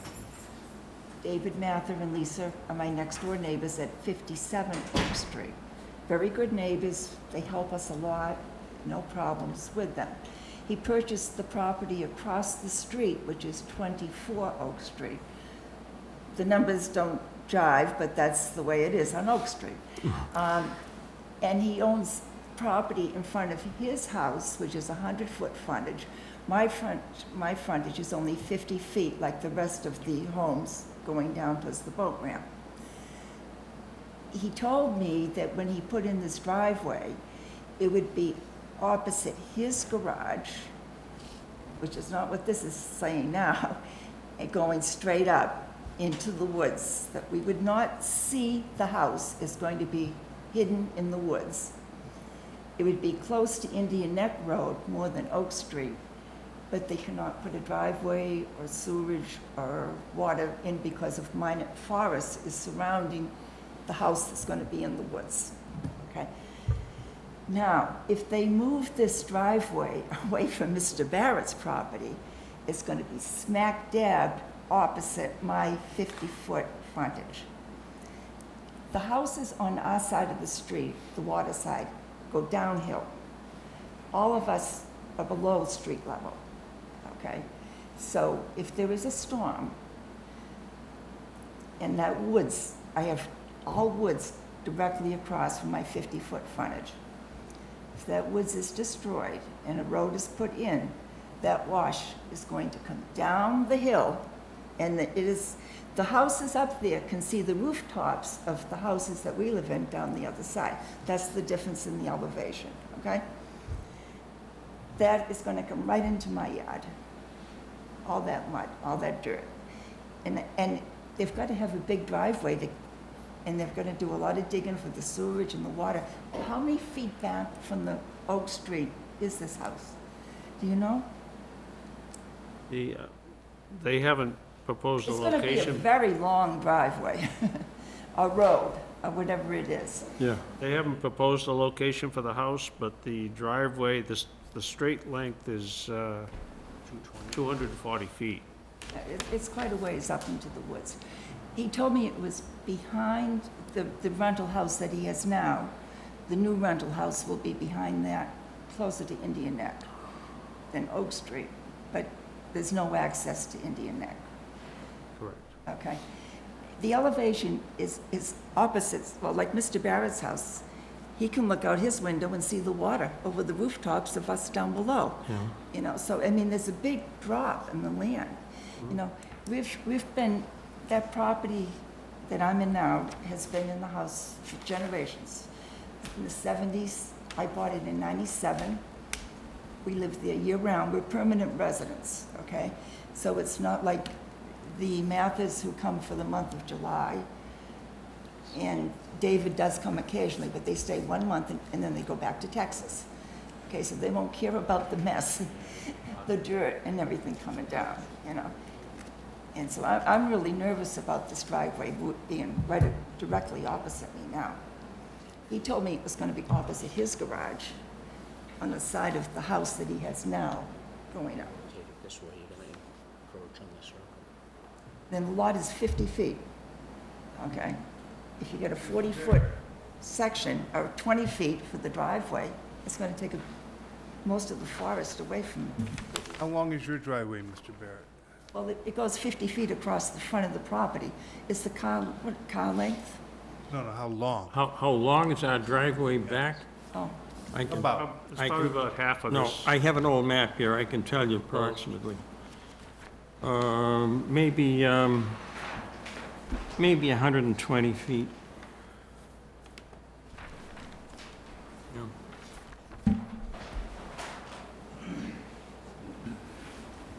This is what these all look like. This is an old map. yeah. So, you know, when you say 59 Oak, it is right opposite 24. Actually, they told me originally, there were two names to that street. We're Tempest Knob Terrace, and the other side of the street is Oak Street. So our mailing address is Tempest Knob Terrace, Oak Street. So, I didn't don't know know. that.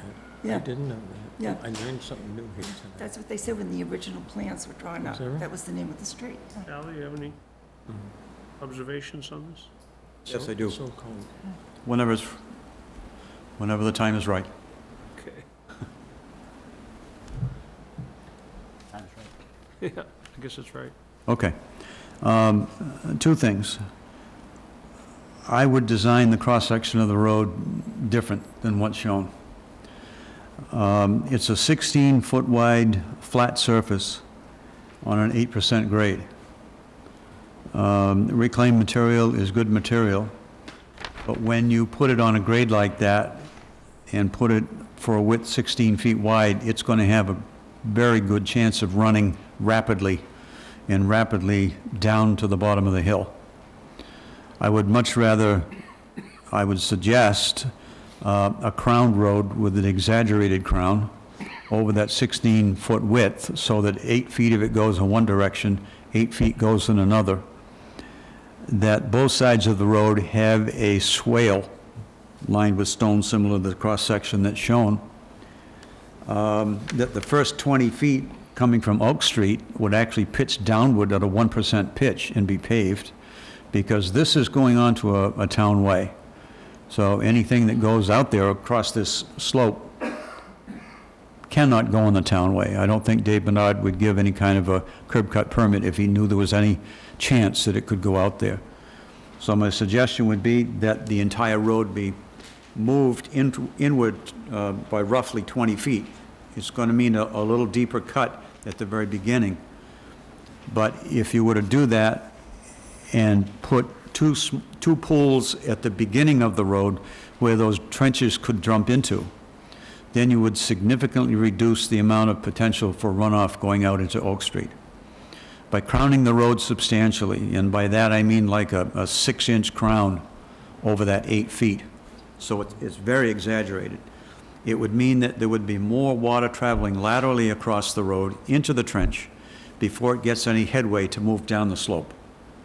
It's not going to take everything, but it's going to remove a lot of that potential for the distance that it runs across the road before it goes into the stone. You've cut it from 16 feet to 8 feet, basically. So I would highly recommend a different cross-section because of the steepness of the slope and the fact that right now there is nothing to prevent any of that material, however it may be, from entering Oak Street and becoming something that, if you're coming down that hill on a icy day, for example, and it's icy at the bottom of that hill with no reverse slope, you could slide right out into Oak Street. Right into my So house, I am concerned that down the hill. with the slope of the road, it looks a lot worse on this plan than it really is.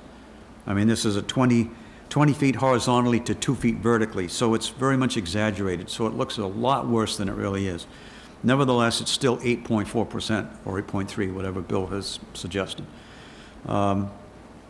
That would be my recommendation to the board on this particular project. Charlie, can you go back over at the bottom when you talk Yep. about a reverse? Can you? Yep. I didn't quite get. I would start at the edge of the pavement of Oak Street and allow the pavement to pitch downward into the property by 20 feet from the edge of the pavement on Oak Street with a 1% grade. 20 feet. 20 feet over 1%. That would make the low point a little bit below the edge of the pavement on Oak Street. Then you would begin the upward grade, the same as what they've got shown here. I admit that it pulls that whole grade into the lot a little bit more, but it does prevent material from going out into Oak Street, especially if you combine it with swales that are filled with stone on both sides and some sort of I'll call it a plunge pool. Bill knows what I mean by a plunge pool, on both sides of that road. And even though it's going to have a layout, there is no reason, since the one individual is doing this division, why he couldn't create some sort of an easement on his own lot for that plunge pool, so there'd be an area for it. Wouldn't be on this road, but it would be on the lot. That's done all the time. You have drainage easements that are on private lots all the time. But it's a way of managing the runoff off this, what's going to be a fairly steep driveway onto Oak Street. With this, I don't know what a plunge pool is, but. It's just a depression in the ground that is lined with stone. Hopefully, the soil conditions are okay on that side of the road. It's been a long while since I did any test pits in there, but I think it's a little bit more bouldery and rocky on that side of the road than it is on the water side. And this is to mitigate the water pooling in that depression we just created? It's to prevent, yes. Gives the water a place to go. Okay. Yeah. But I would recommend maybe doing a test pit in there to see what the soil conditions really are, so that if you're dealing with glacial till, it's going to be a little bit more difficult overall than if it's good sandy material. But I still think that that would be a better solution to this, rather than have it a flat slope that allows the water to run for 16 feet right across the whole roadway. You could also lengthen I know this meets the 150-foot frontage, but if you lengthen that driveway a little bit, that would take some of the curse out of the hill, wouldn't it?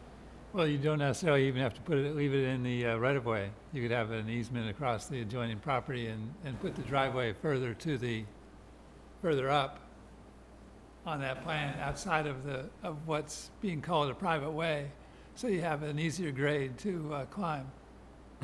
Yeah. And it's just a driveway to the rear lot. It isn't really a subdivision road that. You know, he's depicted the frontage, that's what I mean, you don't have to stay within that depiction to get, Exactly. to take the curse out of that driveway.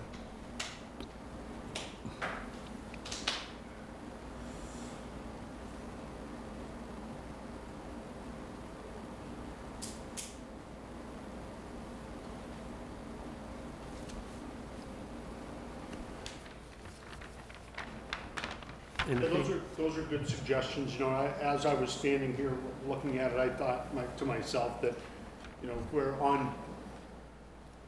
reasonably certain that the project will go through with a definitive plan, I think that we definitely will further enhance the stormwater management system on the site. And, you know, maybe it even goes a little bit beyond a plunge pool, might end up actually needing to be a structure. I am kind of cognizant of what that water that raced down Oak Street Terrace did, and have seen all that sediment coming down Oak Street from the houses that are further Right. to the south of the boat ramp. So Yeah. I'm sensitive to that, and I think that we can put a better solution together with the definitive plan. I mean, this is what the purpose of the It's all that preliminary is, sand you see discuss over these there. types of things, and come up with the best solution to move forward with it. And Right now, we do get, there is a runoff, but there's woods holding back a lot of that water. If he clears all that land, all that mud's gonna just be coming out right This across. area involves about 10,000 square feet, so the total area isn't truly a huge area. But it does, the runoff will increase that in that particular area. I think by splitting it into two halves, as Charlie suggested is a good idea. We can definitely do that. And maybe we have to move the utilities to one side of the street versus the way we have them on the plan, but none of those seem problematic to me. And if we can move, if Mr. Mather is interested in having us slide it a little further over, maybe grading easement on the side, perhaps we can do that as well. And the issue with the drainage, Do you know that makes where sense. his garage is on Oak Street? Where his garage is, Yeah, on across the street? Yes, Not really. because he told me opposite his garage was going straight up through where the existing rental house is now and straight up into the woods. But according to these maps, it's on the other It's on side. the other side. Yeah.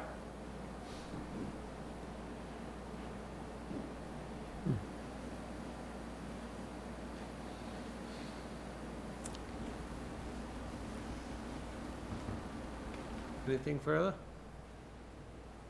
Questions, concerns, anyone?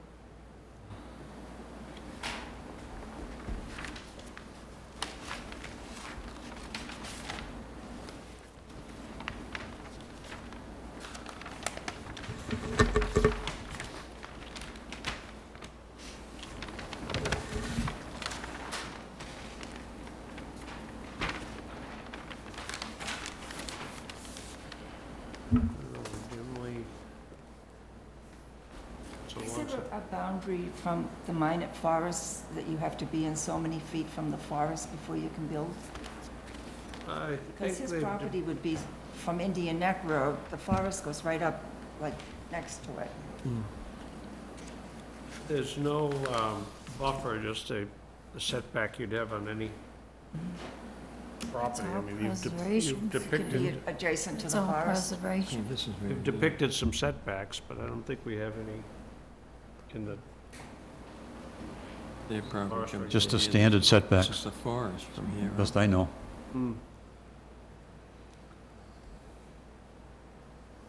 There was a road back here I that don't know was how never deep. built. You know how deep that is, how deep the forest is at that particular point?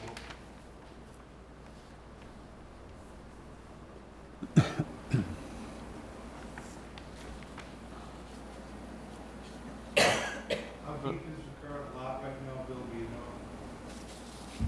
This existing lot, Yeah, before the subdivision. What's that? 400 feet, a little under 400. 400? That's the forest. There is a 20-foot right-of-way depicted on the rear property line, which I don't know the status of that, whether, That's this one. This That's dotted it. line, Mm, that is might that? be the building setback line, the rear. I'm just thinking that's what typically they put on the plan. I don't know it's why. depicted as a right-of-way for the Mm-hmm. William Minot estate. I don't know what the purpose of it is. I think that goes back a long ways, George. Where is that? It looks like it's Hmm? 100 Where feet is that? between that road. You can't see it, it's just in the woods, it's a paper Is street. the pathway? Can I offer you a little bit of information about this? Back in the 1950s, if you know the way Oak Terrace runs up, sort of a horseshoe shape, It runs up from Oak Street and then across the top and then down again to Oak Street where the, a sort of a horseshoe shape. Along on the top, they at one time extended through via bulldozer a dirt road which went over to the back of our property. We used to use that until the owner at the corner of Oak Terrace and that found that the town had constructed the road on his property instead of on the town property. So they had to shut it off. But that's this right-of-way that you're talking about. I don't know what purpose that right-of-way serves, so it would be open for that. It's just a paper street. There's nothing there. Yeah. It's described as a right-of-way. Who it was granted to and for what use, I don't know. Yeah. But it would be access to It's his this one property. here. This one here. Yeah, I think it would have come over and back of his property too. So he could have a road coming Generally in from the don't backside. Tell him that. Action. Now you're making recommendations to them for the definitive. I mean, it actually hits ours here. Yeah. But we never use it. My father used to drive up like this, and then we cut trees through the woods down this way to the back of our house. We used to drive our cars in that way.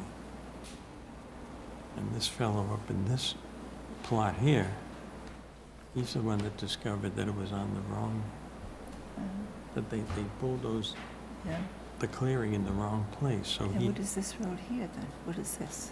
that's, I think that's. Bill, do you that's part understand of all it, the too. asks that came out We used to drive through there. On this, on this project here, on the Yeah. 24 Oak Street? It's a right of way in the forest, yeah. If there's nothing further to be said, Needs to be updated. anyone? I would look for a motion to close the public hearing, Entertain a motion to close the public hearing? please. Motion's been made and seconded. Any discussion? They'll continue, so we can move. All in favor? Aye. Opposed? Is there a decision? So moved. And I think we've given you Excuse me? adequate direction, I think. Yeah. Our greatest concern is keeping the runoff to, on the property. To see the. But don't you have to actually take a vote to approve the preliminary plan, subject to the conditions and discussion that you've had? I think you do. In the past, we've kind of left preliminary plans hanging, but I think you need to, I think you need to vote on it, but it clearly in your regulations, you're not bound by the preliminary plan at all, because until the final comes in under the definitive, that's the one that gets voted and gets approved. You are making recommendations, but I think it's appropriate to take a vote and at least spell out what your recommendations are going forward so that they know what they are. It'll help clarify the record going forward.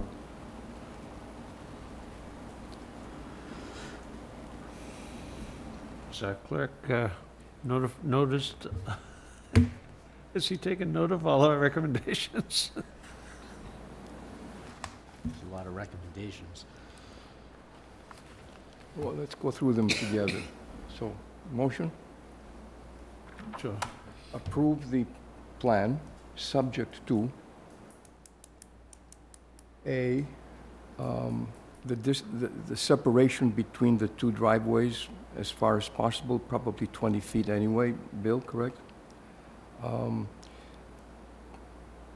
Grade downward away from Oak Street for about 20 feet before going up, creating, and I'm sorry, I need help with the verbiage, Charlie, but You could call it an exaggerated cross-section with side slopes in both directions. an exaggerated cross-section with side slopes in both directions. Get that?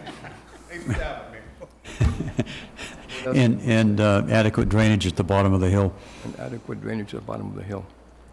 as well as the trenches. Also, you will show the Barrett driveway also. yes. I would, you know, these are recommendations, because obviously when he gets into a more careful study of the site, those drainage plans could be subject to change, so. Right, right. This has no final standing, but at least it gives some direction, and at least now the board, and it's going to be in your minutes, that the discussion that you had and the issues that came up, and everybody knows what they are. And, you Excuse know, me. to- Will these plans be presented at a meeting again, so that we can Yes. see the updates? Yes, yes, they will. Thank They you. will be subject to another public hearing. Okay, Be and will you notified. mail it to me like you did the others? The notice of the hearing? Yeah, you'll be notified. Okay, thank you. To be notified by certified mail of the public hearing on For the definitive plan. subdivision plan. I guess probably the biggest concern is the drainage and grade of the Yeah. access. Okay. So motion was made, was there a second? Second. Any discussion? All in favor? Aye. Opposed? So moved. All right, thanks Thank very you, much. Al. Appreciate it. Thank you. Thank you. Comment to this guy, I was gonna comment this to this guy, I like your philosophy about the town.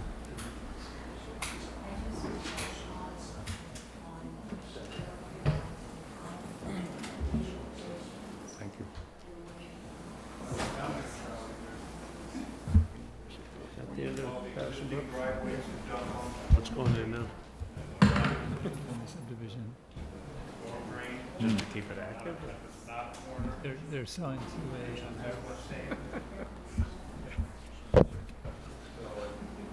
That's brave.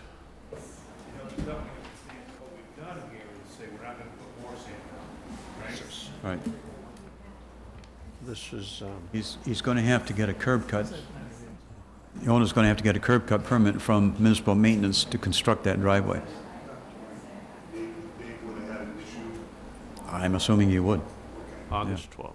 Will you get the, will you get it done for August 12th? Yes. Yeah, they submitted Get your today. encyclopedias in 4 to 6 weeks, just sign it. Under other business, looking to set a public hearing date for a Form C for MMDDJSAK, MOUSE. Yes. Is that, What is that? That's the end of, that's the end of Patterson Brook Road, yeah. So looking to set a public hearing date for August 12th. It says August 7th. 12. Mine's fixed.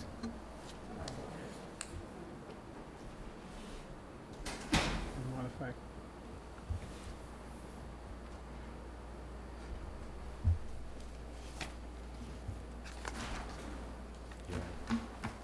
Need a motion on that, or? Yeah, that'd be nice. A motion to set a public hearing for MMDD JSAK, Form C, public hearing date of August 12th, 2019, At 7. 7 o'clock. Is there a second? Second? Discussion? All in favor? Aye. Aye. Opposed? So moved. Covenant release, there was a letter, Charlie did an inspection on Gordon Road. the different aspects of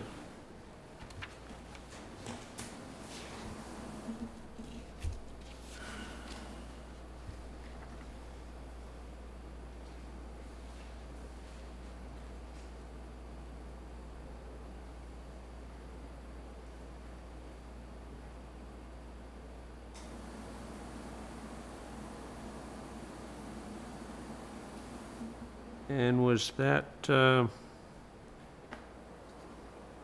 covenant? It says covenant release. Is that a covenant or a bond? That's, I don't know, there's houses, This is covenant for Pine Grove Estates. there's houses on those streets already. yeah, I That's troubling. There must have been lot releases at some point. Oh, for this guy.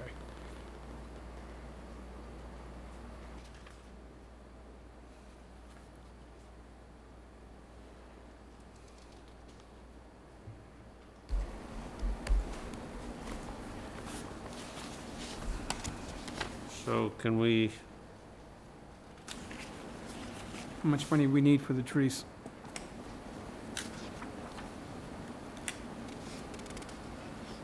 You know that question was coming, Charlie. Excuse me? How much do we need for the trees? Oh, I don't know. you have that list of accounts there? Thought I saw them somewhere. I would think that you wouldn't want to release any money till it was 100% done. I would agree. Charlie, can you give an estimate of like, how many trees short were they? A ballpark? I think at this point, we just need to notify him he's gotta get his trees done, because if this is truly a covenant, there's nothing left to hang on to. There's nothing in your file, There was in there's a the copy of the list covenant? last time around, but That was on that list? if it was on that list, I would think there was a bond involved. I've never seen anything. The only thing I've seen is a decision by the board. And that was The because, list of performance bonds and 53Gs we had at the last meeting, yeah, that was on, yeah, that was on there. It was on there. so if it was listed there, I would think it would be a cash bond.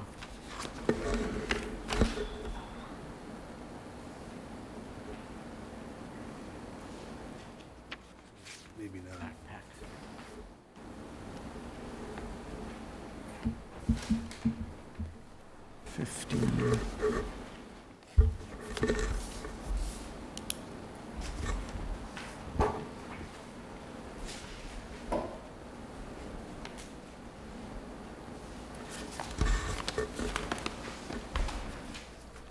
There it is right here.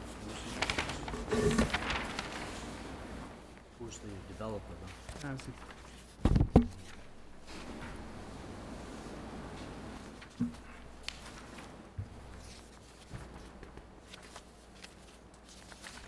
Pine Grove Estates, $1,000, $1,062.37, Is that a bond or a 53G? 53G.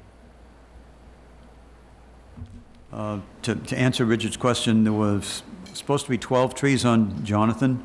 Roughly half of them are in. It called for 15 on Jordan, and there's nothing there that I saw. I would hold out till the work starts. Better hold all the money. I think we need more money than that, unless you're buying trees at Home Depot. How big of trees are we talking, Charlie? They're generally 2-inch caliper, 6 to 8 feet tall. Thanks. Probably specified on the plan. $1,000 is That's fine. I know there's a bigger list of performance bonds in this. You got 20 trees with $100 a pop. The performance bonds are the PB. Yeah, but there's a bigger list on that, right? There is? I think so. I thought we had a bigger sheet than that. Thought we had about not as many 53Gs, but.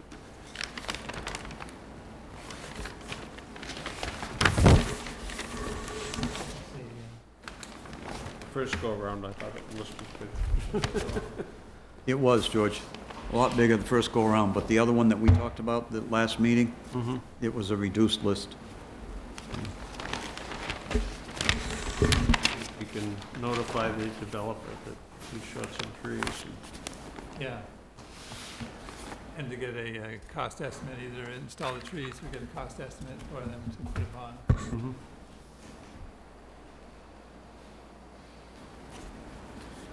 I give a good deal on a bunch of maple trees. Taking up some Damn square things pine. are like weeds. He'd be Got a bunch of maple trees, they're like weeds, they pop up everywhere. They are weeds. Oh, everything else was reasonably well done.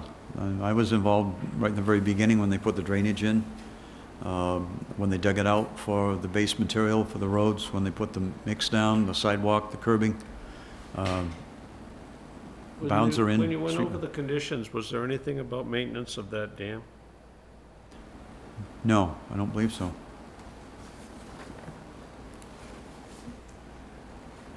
Because the construction of the road stopped short, there was a revision to the plan that stopped short of going across that. I'll just look at it quickly to see. But the open space for the cluster development is on the other side of the dam. Yeah.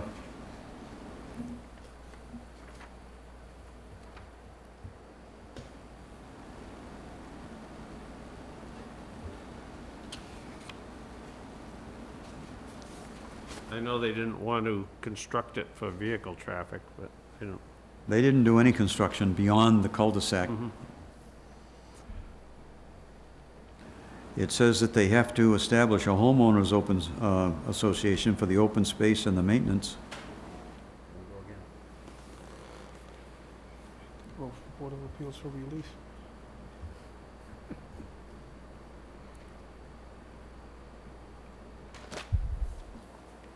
Says the developer applicant, this is special condition number 2 under the special permit.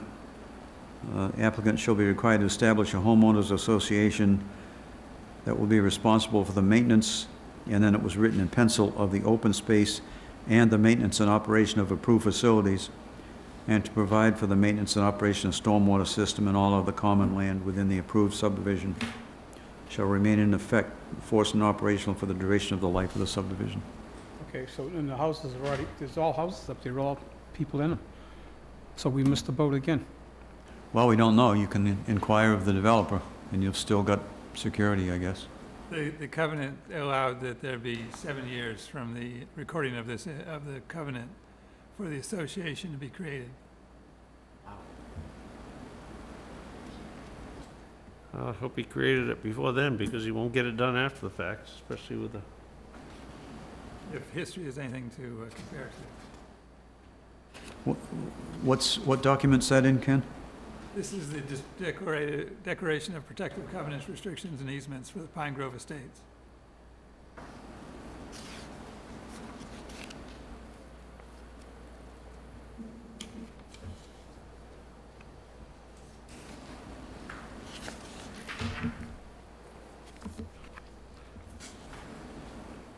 What page is it on?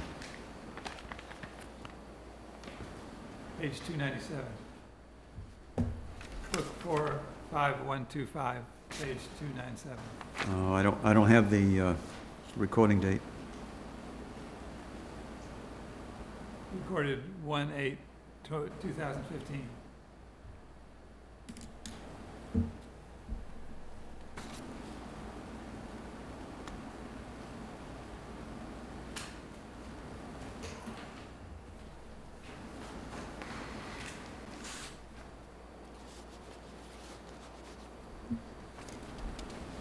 So I'll get back to John Churchill and ask him for the information on the trees and from the association.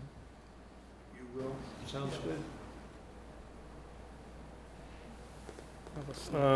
You have discussion of fall town meeting?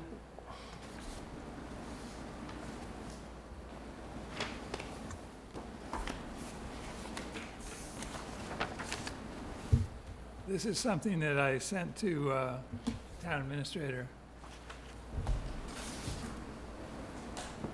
Is there enough there? So I thought I'd send it to the planning board as well.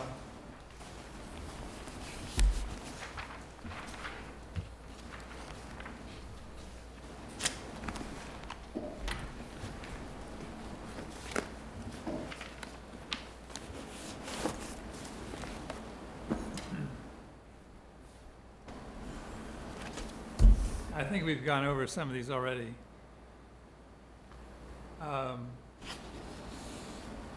What I've done here is attach the existing articles from the bylaw, the zoning bylaws, the table on the landscape buffer, the description of the nonconforming structures under section 1340.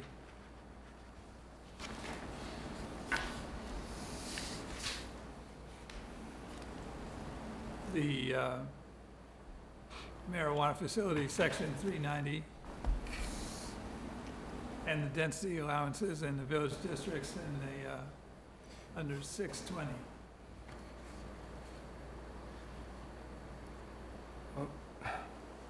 These are proposals for the town fall meeting, for the fall town meeting. These are ideas.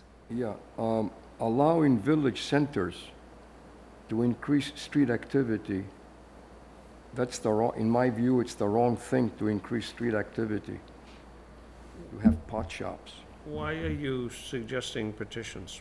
Is there something? I'm sorry, before you, what does petition mean? Means it's been brought up by others, and I'm assuming that they'll be submitting a petition article, A citizen position or? a citizen's petition article.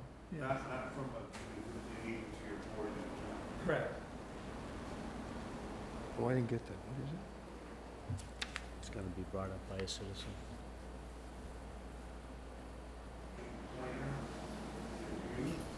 Yes. And what I did here was, I thought it would be appropriate to have a vote on social consumption of marijuana, either to prohibit it or to allow it. And to have that discussion is, You know, I thought about it Whole since. I think a process. moratorium would be the most appropriate, since there's no regulations at the time. I think it's, as long as we have a moratorium in place, we'd be saved by any. Can you, I'm sorry, I don't know the difference between a prohibit or a moratorium. moratorium has a time frame associated Yeah, it with would it. put the brakes on until we see how it all shakes out. I think a prohibition could be viewed as, Too permanent? yeah, interference with, So a moratorium would say for 3 years or something along that line? yeah, a period of time. Okay. The Attorney General has specified that there's certain timeframes that are allowable for a moratorium. Why is a prohibition of that more undesirable than to have a prohibition for additional gas stations? I'm not sure on their regulations, but I think, like, when it came to solar fields and stuff, they looked at anything that was a outright prohibition as being detrimental to their mindset of, Well, they're talking, you know, green energy and stuff like that when you're talking the solar well, fields. this is just as hokey. Generally, they've written in, you cannot backdoor impede their regulations. Is that kind of a summarize? It's a state agency, and they can supersede local regulations. They don't at this point. They have an allowance that they consider what the host community, as it's called, wants, both in terms of zoning and in the agreement that's We couldn't negotiated with punitively the facility. zone, though. We couldn't, and we had to take at least 3 licenses because it passed at town level. Correct. I mean, if we can pull it off, fine, but Is the view of this board that we want more marijuana shops in Wareham? Well, I think there's a couple of questions here. One is, are they in the right place? Since they're already allowed, are they in the right place? And where would they be then if they're not in the right place now? well, how would we know? Aren't We we only got limited one to open. Are we limited to 3?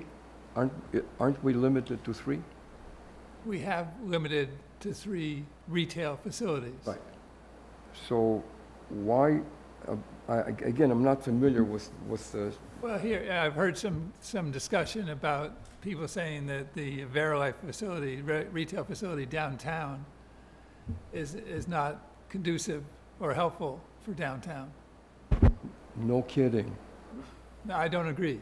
But what happens when you want them to move and they can't because the zoning doesn't allow them? What you have to do then is provide the zoning that allows them to move somewhere else. Don't we already have that, Ken? No, we don't. Unfortunately, with the medical marijuana, is under the existing regulation is limited to the institutional district. Yeah, I think this is important for people to understand, because everyone I talk to doesn't.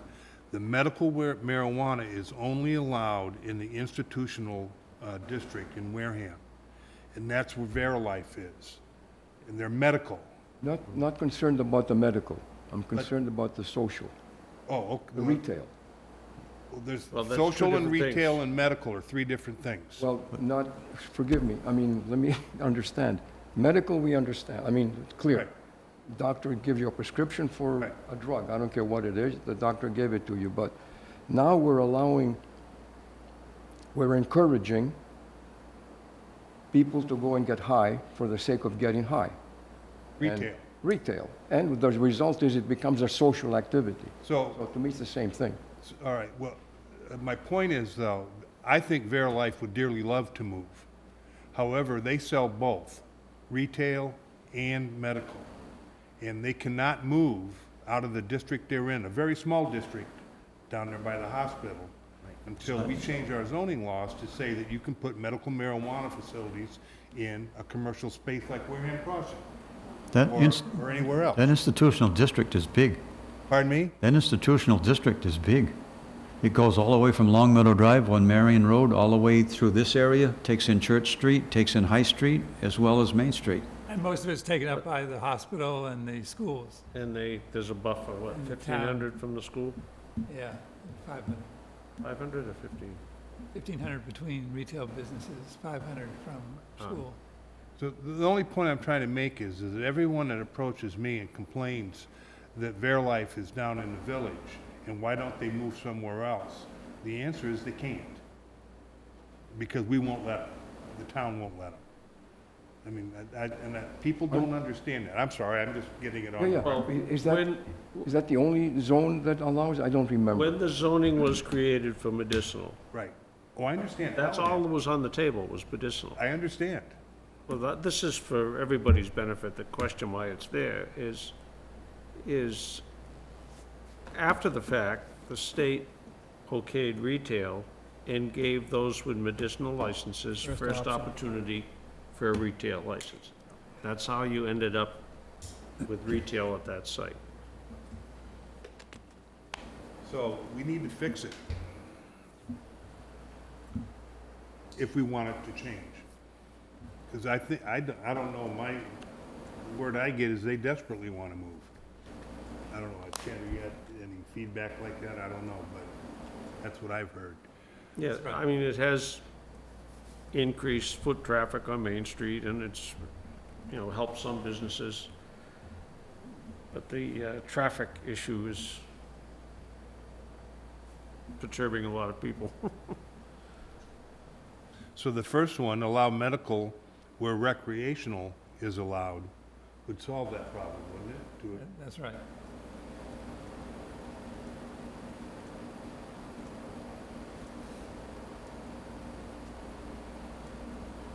Which, Do we have a limit on how many medical facilities there are? In the state, No, in the In town. the town. there's just one medical No, facility. do we have a limit? Like recreational, we've got a limit of 3. Is there a limit for medical? No, there's not. I would think that if you're gonna let them move somewhere else to make it easier on them to conduct business, that means you're allowing medical to pop up anywhere, which now opens up concerns about more and more stores. So maybe they should limit on how many medical licenses they're allowing as well to go hand in hand with this change. That's reasonable. It is reasonable. Put a cap on medical at 1 and allow it in the same zoning that recreational is currently allowed? Right. well, I think recreational is allowed in strip commercial south of 195? Is that accurate, or east of 195? Or East of Depot. Depot? Yeah. So you may want to broaden that. Does this board want to sponsor a bill, an article like that?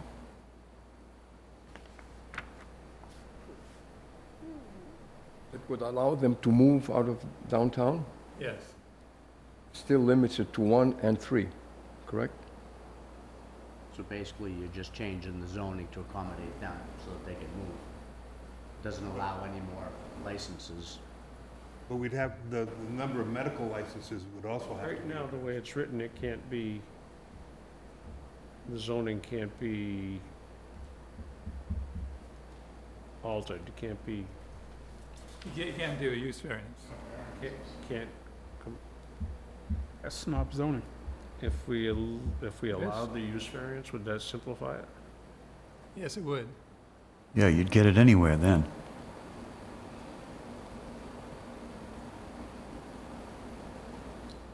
Wouldn't it be better to specify it in the other districts that allow marijuana use now, such as the industrial? That's, So you're only moving the medical or allowing the medical to go into the industrial district,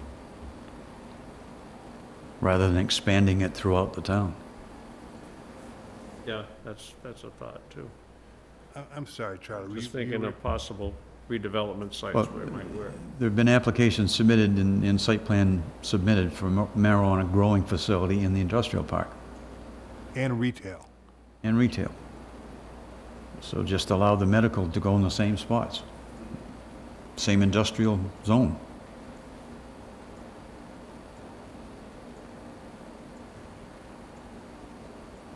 That's like the second one. Yeah, right now, Well, I'd take out all commercial.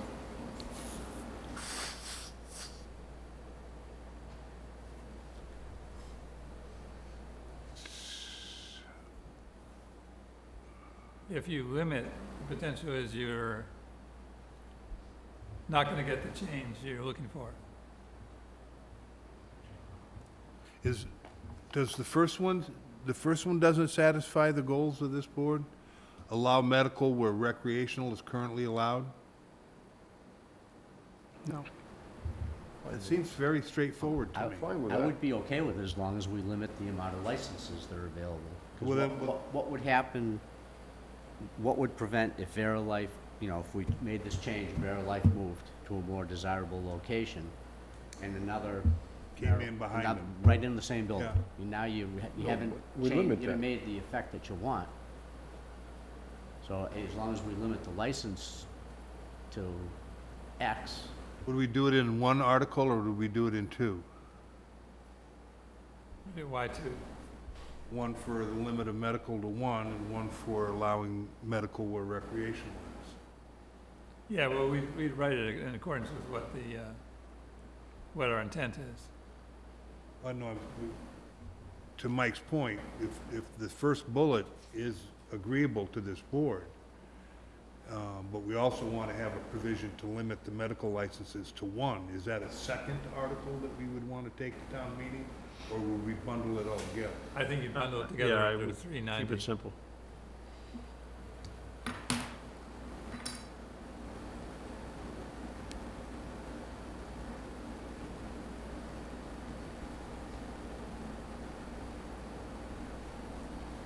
So if I can, I'm just gonna say, from what I've learned from this board, this board should go forward with two articles, one proposing a moratorium on social consumption, and two, an article to allow medical to be sold where recreational is currently sold, with the provision there will only be one medical license in the town. that would work.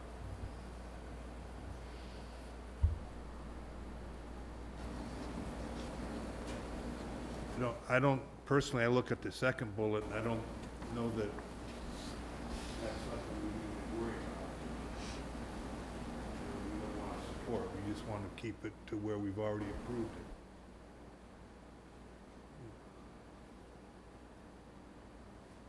these are all citizen petitions, the first 4 bullets, so they may come in outside of us, you know, from other sources. But I think it'd be very wise if the planning board got in front of it and put a stake in the ground as soon as possible.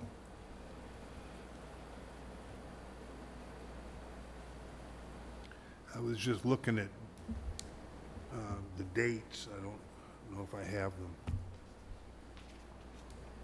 Is Claire's new timeline go into effect for the fall town meeting? The article that got passed in the spring town meeting? I believe that just affected the Springtown meeting. Was it just spring? It changed the deadlines because it moved the election Yeah, to yeah, after. yeah. It didn't change the deadlines in fall. I think it changed some things in there, like, the special town meeting warrant has to close 21 days before the meeting now, and it doesn't in the current. You know what I mean? Just like the spring one? Well, if there was a change in special meeting, then Anyway, so how do we write an article and get it in front of the selectmen for insertion into the warrant? I'll draft something up, run it by the board, and we'll see if you want to take it to public hearing and submit it for the selectmen to put on the warrant. Which ones are we agreeing to? Number 1, Number 1. 2 we're gonna pass on. number 3 we pass on. And number 5. 2, 3, 4, 5. Right, we're gonna have to agree to a moratorium. As a moratorium, right? Moratorium, right. How many, Well, how long? allowing, you know, I don't know the philosophy behind this, but allows more stable businesses, allows more options in the zone, increase street activity. I wouldn't want to take my grandchildren to downtown if they're going to be smelling pot. Well, that's why we're passing. So, with all due respect, Oh, but the no manual- to 3, the- no to 4, no to 5, no to 7, whatever it is.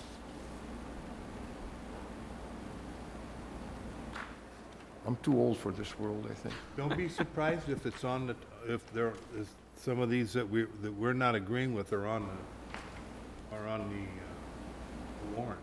How did they get there? Citizens petition, Oh, that's what's driving all of these, or the first 4 anyway.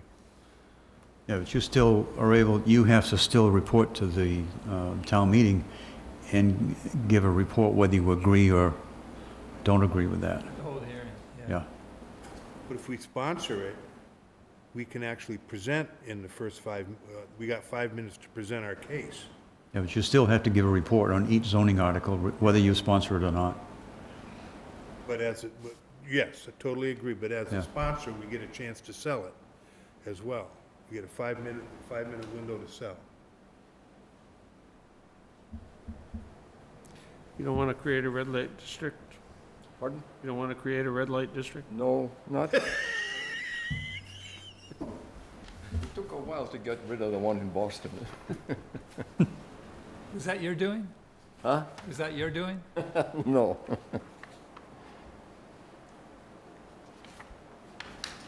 Can I make a motion as an associate? I don't know why not. So I would make a motion that we ask Ken to draft up 2 articles for the fall 2019 town meeting to allow medical marijuana sales where recreational is currently allowed, and a second one on a moratorium on social consumption. We don't have to decide how long that moratorium is now unless someone has some very strong ideas. Well, no, it'd be based Regarding on- your first one, excuse me, Ken, Sure. and one medical, Right, One Oh, sorry, medicinal. I'm sorry, and I left that one out. medicinal. yep. So allow medical marijuana where recreational is Allow allowed. what, you gotta put 1 in there. One And license. capping medical at Yep. 1. And then a moratorium on social consumption, and you And that'll be would, based on what the Attorney General allows for a moratorium, How long the when will we moratorium is. know that? how long a moratorium is. And based on the policy policy, the directions of the Attorney General already. We would know that when you, From other I mean, towns. if they're okay with a prohibition, then I'm okay with that, but I think the moratorium's an easier sell. that's like a prohibition, would open us Okay. up to a challenge, a legal challenge. Yeah. All right, so that's my motion, George. State's gonna jam it down our throat like they did last time. Is there a second? Second. Any Okay. discussion? No, well done. All in favor? Aye. Opposed? Unanimous. The executive session, is that necessary? Do you have more information? Yeah, I had a conversation with town council, So, and he made a suggestion, and I don't know if I've told the board yet. so you need an executive session? Correct? I think so. All right. If there's nothing further this evening, I would look for a motion to go into Excuse me, executive. what about the other items? What did I miss? Oh, you want to? Well- The other page? Sorry. Sorry about that. But that's important, residential density in Wareham Village 1, Ken, what is the significance of the 1,000 square feet per unit for new construction? Is that like a minimum or a, That would be a maximum density. I'm sorry, I didn't read it carefully, but 1,000 Right now, there's an allowance in the zoning that where if you're an existing structure, each additional unit can be calculated for 1,000 square feet.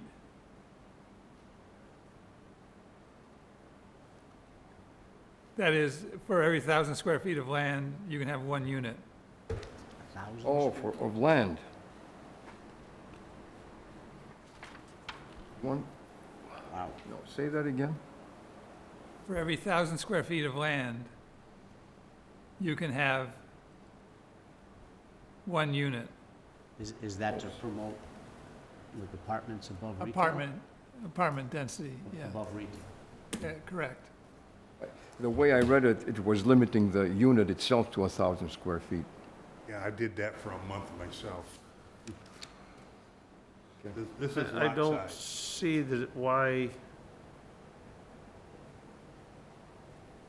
What is it now? But for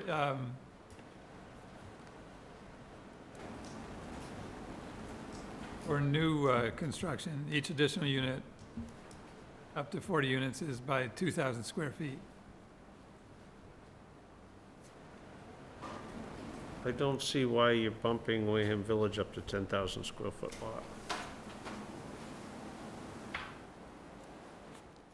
Say it again. This is the existing. Yeah, this is what's written in the This is what it existing currently is. zoning. And you want to change them all to 1,000, right? Right. See, I thought the minimum lot area in Wareham Village 1 was 4,000. I don't know when it went up to 7,500.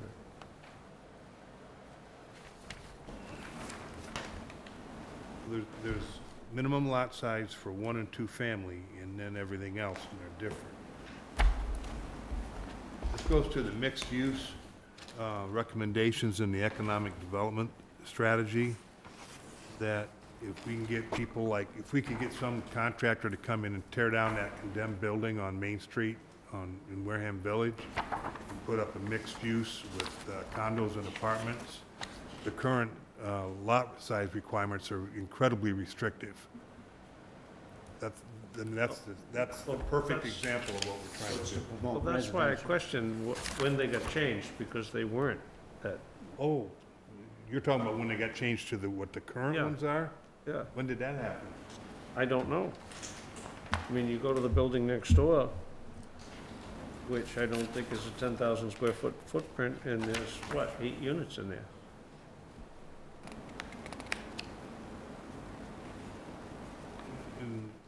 the building just to the south of the carpet Yeah. store? Yeah. I think there's 8 apartments in there, Re- I don't know, plus retail space. yeah. Probably variances up the yin yang.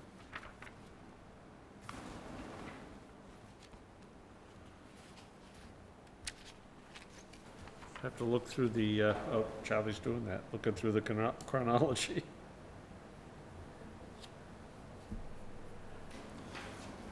It seemed to me just recently when they talked about developing another site on Main Street, I read 4,000 square feet, but maybe I'm not thinking right.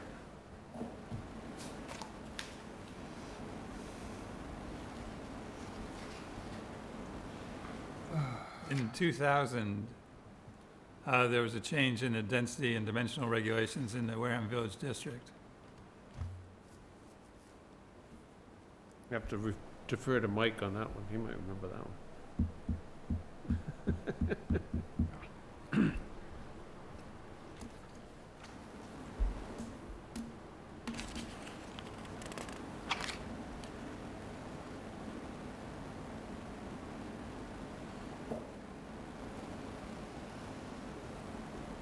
So, but the question really is how does the board feel about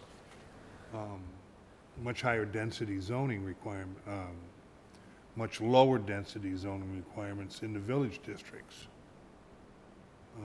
And if we do agree that, you know, how do we, what numbers do we come up with and how do we explain it and sell it? Because it'll be the most confusing thing out there. So you're promoting residential living over retail on Main Street? Or in the village? Yeah, yeah. I'd need to do some research on this. We can discuss this after next meeting as well, right? I think it's a key question, and I would like to encourage residential over retail, over commercial. I like the idea, I don't know what you do with parking. Well, that's the biggest headache is the parking. Right. Who's responsible for it? You have properties now that, I mean, you go down to Onset, you have properties dependent on town parking lots or on-street parking. What was the one behind the Onset Village? Remember that one when it got done? They had 3-car parking in the front, and the rest was all on the street, and the street's like a corridor, So I'm, just before the Onset Hotel in the back.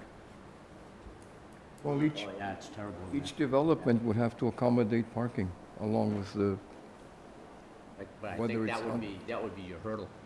Yeah, I had one person explain to me the solution is to make the first floor parking and get everything else out of the flood zone. Let the parking be in the flood zone. I thought that was pretty clever. You'd have to rebuild every building on Main Street. Yeah. well, if you tear anything down on Main Street, you're gonna have to, Yeah, but anything that causes more than a 50% change in the construction cost, or actually the Assessed value. appraised value of the building, requires the whole building to meet code. So if you're What- making structural changes to that building that's more than 50% of the appraised value of the building, you got to go full tilt with flood zone regs. What about a tear down? Then you gotta go full tilt. You got to go the whole thing. and it's, not that you can't do it, it's just gonna be prohibitively expensive. It's not cost effective, that's for sure. Well, FEMA's drive, that's federal law, No, right? that's flood zone regs. That's your banks too, they don't. Oh, but it's also in the building code. There's been some,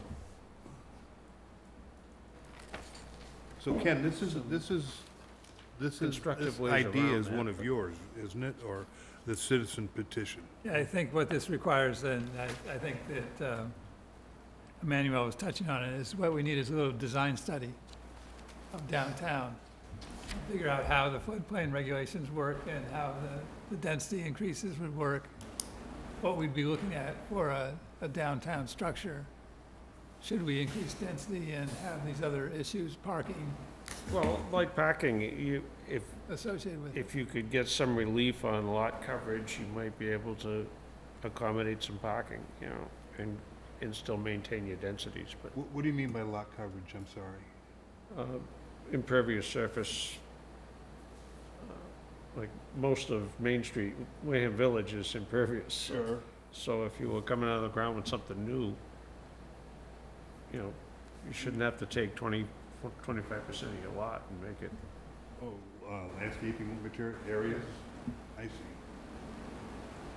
Yeah, so how do we move forward? So we come up with a well-thought-out, Design concept. yeah, how do we do that? We get a designer, urban designer, and, Bring a box of crayons next meeting. We're gonna- I got my grandson come. Does Serpent have any plans of existing Main Street with the buildings located on Main Street? we have some good aerial photos, so. It seemed to me that you could do a lot of that discussion right here. Because we know enough about what's on Main Street, where the available parking is, where you could possibly put it if you were going to change that to allow residential uses in there. You got to expect that if you're going to allow in residential use, for every unit that you put in there, you're going to have 2 additional parking spaces that are dedicated to that use and that use alone, 100% of the time. So it would seem to me we must have plans or something around. You could sit around and figure that out, couldn't you, Ken? Could very well do that. Save some money. We have a talent. Well, yeah, you do have sites now that are totally dependent on municipal parking areas. Yeah. And people that have off-street parking get penalized for it. That case tonight. By the way, are we all using the same bylaw? Was a new edition printed after the last meeting? Fall 2018. I've got February 2018. 12, 20, no, I've got 9, Mine says September. mine says September also. I Mine mean- says October. So, October 22nd, or 23rd, 2018 is the latest version. And I need to- decisions were made at the spring meeting. We don't have them. I don't know that they've been approved at the AG's office yet. Oh, Do you have any notification of that? I got this off the website, what's the date? October, I have September, probably the same. probably the same. Or really close to it. No, because October was the town meeting. So we could be using an outdated, I could have an outdated bylaw. Yes, you could. So where do I get the new one from, the current one? From you? Online or from my office. If you want a printed copy, we'll print you one. Yeah, because, I got, this was printed for me by Ken's office. all right, Ken, you gotta do 6 more. Sorry, budget's the ink and the paper. 5 more. So what's our plan going forward on this density, mixed use and density? I think we do a design charrette, one way or another, with our whatever professional staff we have available, and come up with a concept for what the downtown could look like, and if we can't get a grant fund to help us with that. So does this board have a separate meeting to dedicate just to that? Workshop. We can do a workshop if everybody's available. I'm up for it. We get pretty not bogged down, wrong word, we get pretty sucked into permitting and applications here on every other Monday. It's hard to do anything else, I think a workshop's a great idea. All right, let's see if we can get some information together and we'll set something up. Sounds good. We also need a workshop on Wareham Village. If you look at the number of words for Onset Village, and then you look at Wareham Village, where am I now? Onset Village has 2 pages. Wareham Village has 3 sentences. for Design guidelines. Design guidelines. Yeah. How can we direct these people what to bring to us when there are no guidelines? So I think that's another task we have to, I think it's one of the more important tasks. And, I was just gonna well, say, have it an sounds individ- like it's hand in hand, if Mm. you think about it. Yeah, I said, it sounds like what Emmanuel's saying and what we were talking about for a workshop will work hand in hand anyway. Absolutely, I agree. okay. So who's gonna, when? We'll compile some design, see what we got for pictures Yeah. and existing densities, and see what we can do with it. Once we have all the information, we can set a date for a workshop. All right. Entertain a So I motion to would close the be, public hearing, go into executive session. yeah, I'd be looking for a motion to go into executive Second. session for purposes of discussing litigation, namely the appeal of the decision for Old Stagecoach Road, and we not return to regular session. There was a motion and a second. I'll do a roll call vote. That was a motion. And Manuel you I seconded. seconded, Yeah, just doing a roll call. Manuel? sorry. I just need a yes. Oh, my name. Present, Emmanuel Daskalakis. President, Michael King. Michael? Mike Baptiste, present. Richard? Richard Swenson. And I vote in the affirmative also. So, I guess that's it. Peter, Bob.